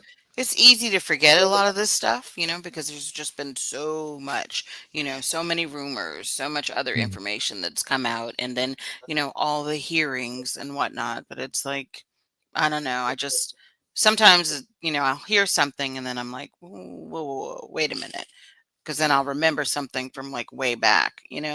So those Yeah, type of things, especially when you start talking about the times that something happened or the times that he was doing something, and I was just like, wait a minute, you guys have a problem because in the PCA it says this. So explain that to me. I want to see the cast data. So right, right. And that all is going to be interesting as well because you know you you just continue to build the puzzle pieces for people that really want to know for their own sake of sanity or whatever, because I understand that people want to know. I get that. There's nothing wrong with asking questions. There's nothing wrong with deep diving. But to push a narrative that is not even close to what the documents read, that's just being misinformation. yeah, I have no patience with that these days. So yeah. Well, thank you so much. I'm gonna show Oh, a you're little bit welcome. of a video that I'm gonna do another live tonight about 8 o'clock. I got to go do some working out and stuff to kind of defrag. Um, but you're more than welcome to come and check it out, and those people in the chat as well. You're more than welcome to be here at 8 p.m. Central.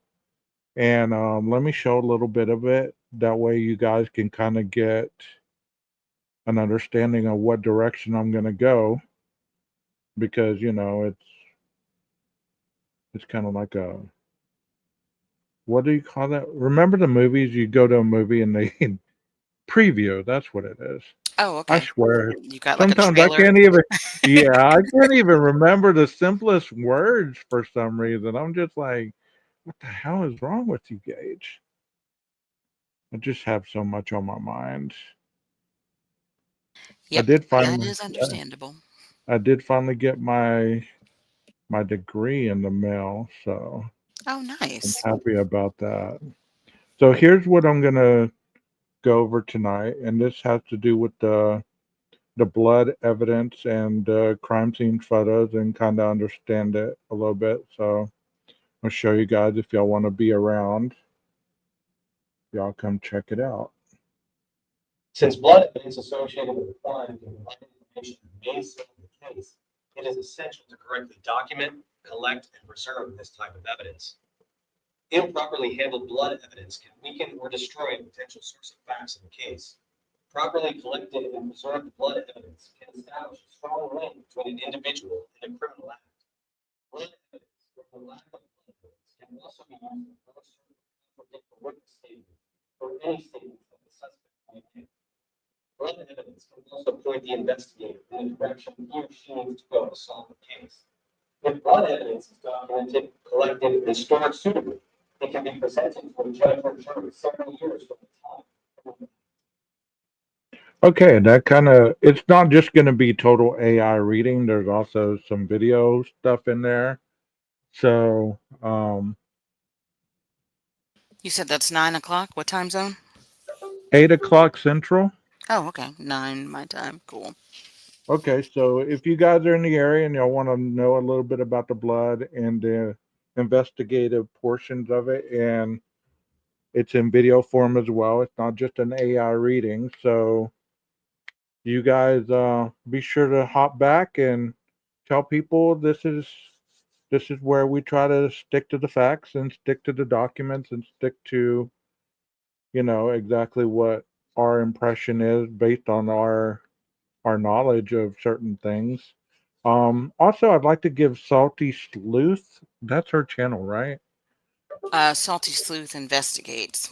Okay, Salty Sleuth Investigates. I'd like to give her a shout out because she does good work over there as well.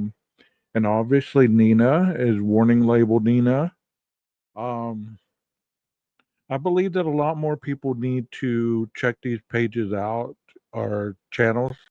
I'm talking Facebook here. Check these channels out. Mm-hmm. Because there's a lot of informative stuff. Salty does a lot of work. Nina does a lot of work.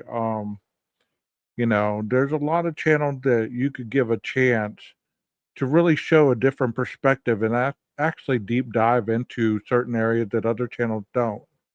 And it's a lot more based on the police documents and videos and things of that nature. So why don't y'all give the channel the chance and you know, see what you can find out over there. We're not in competition. That's why I don't mind mentioning these people because we're not in competition. And I enjoy rubbing brains with people that see an alternate theory based on what they believe rather than just creating their own false delusional illusion world. You know what I mean? And none of these channels that I just mentioned do that. So you give them a chance, give them an opportunity to show you a different perspective. You don't have a channel, do you, Dolphin? No, no. People keep asking me Okay. that, and I'm like, no, no. I just, Okay. Well, I was gonna, because I was I gonna half give the you a time I'm shout out gaming too, while but I'm listening to you guys or whatever. But yeah. hmm And also another channel that I kind of like is According to Leanie. I don't know if y'all have seen her Oh, I've channel at never heard all. of that channel. Yeah, she's usually on mid morning or late at night. So she's a good channel too. So if y'all put these links in the chat, that'd be appreciated. Um, y'all go check them out. Y'all go check them out because we're not fighting against the other side as they present it. If anybody has any issues against us, is the fact that we are doing our own thing over here. You know what I mean? I think that's the issue that they have, if anything. You know. So thank you so much for being up here, Dolphin. Thank you for being in Oh, the you're chat, welcome. Salty. And hopefully I'll see you guys at 8 o'clock p.m. Central. Same bat time, same bat channel. Anything you want to say to the chat before I drop you down? Oh, no, just thank you for having me. And it was so much faster to just come up here and say, what I needed to say than sitting Yes, here yes. typing and then also reading chat. So I appreciate it. Hey, no problem. Hope we'll see you soon. Yeah, I'll probably see you guys later. I'll be gaming and watching your video. Okay, cool. Thank you so much. You guys that have been watching, please remember to hit the like, subscribe, and share button. If you enjoyed the content, not necessarily have to deal with the creator. You must remember that. It's all about the content. It's not a personality thing. It's about the content, not the creator, not the people on panel. We don't get that emotionally invested in these cases, even though we do deep dive. It's not about our personality, it's about what we present. And I wish people would remember that more than trying to pick favorites because it's not a personality contest. So you guys have a wonderful night. I hope that I see y'all back at 8 p.m. Central. Stay safe and watch your six. And like I always say, Maestro, cue that music. Welcome to 12 Gauge Investigative True Crime Channel. Here we speak on the education, the understanding of the crime, and deep diving into the mind of the afflicted. Justice for the victims by giving the silent a voice. Hope you enjoy.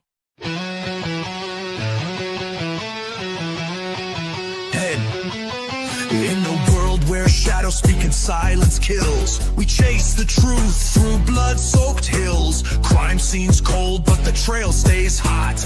Every clue a whisper, every detail caught.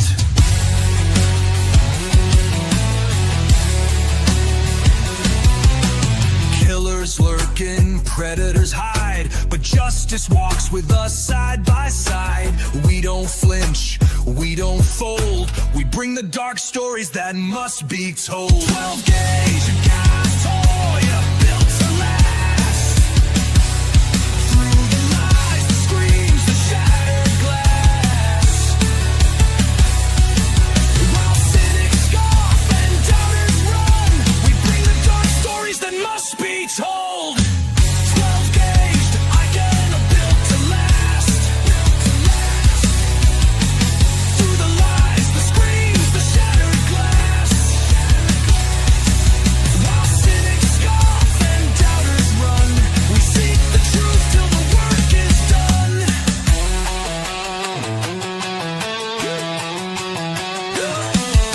We dig deep in the minds of the cruel, expose every motive, every tool. From courtroom drama to midnight trails, the guilty sweat when the facts unveil. 12 gauge, the line is drawn. For the victims lost and the voices gone. Crime killers, the scars they leave. We bring the truth, we don't deceive. Where justice is sought and silence is the enemy. This is 12 gauge Evgekin. Welcome to the hunt.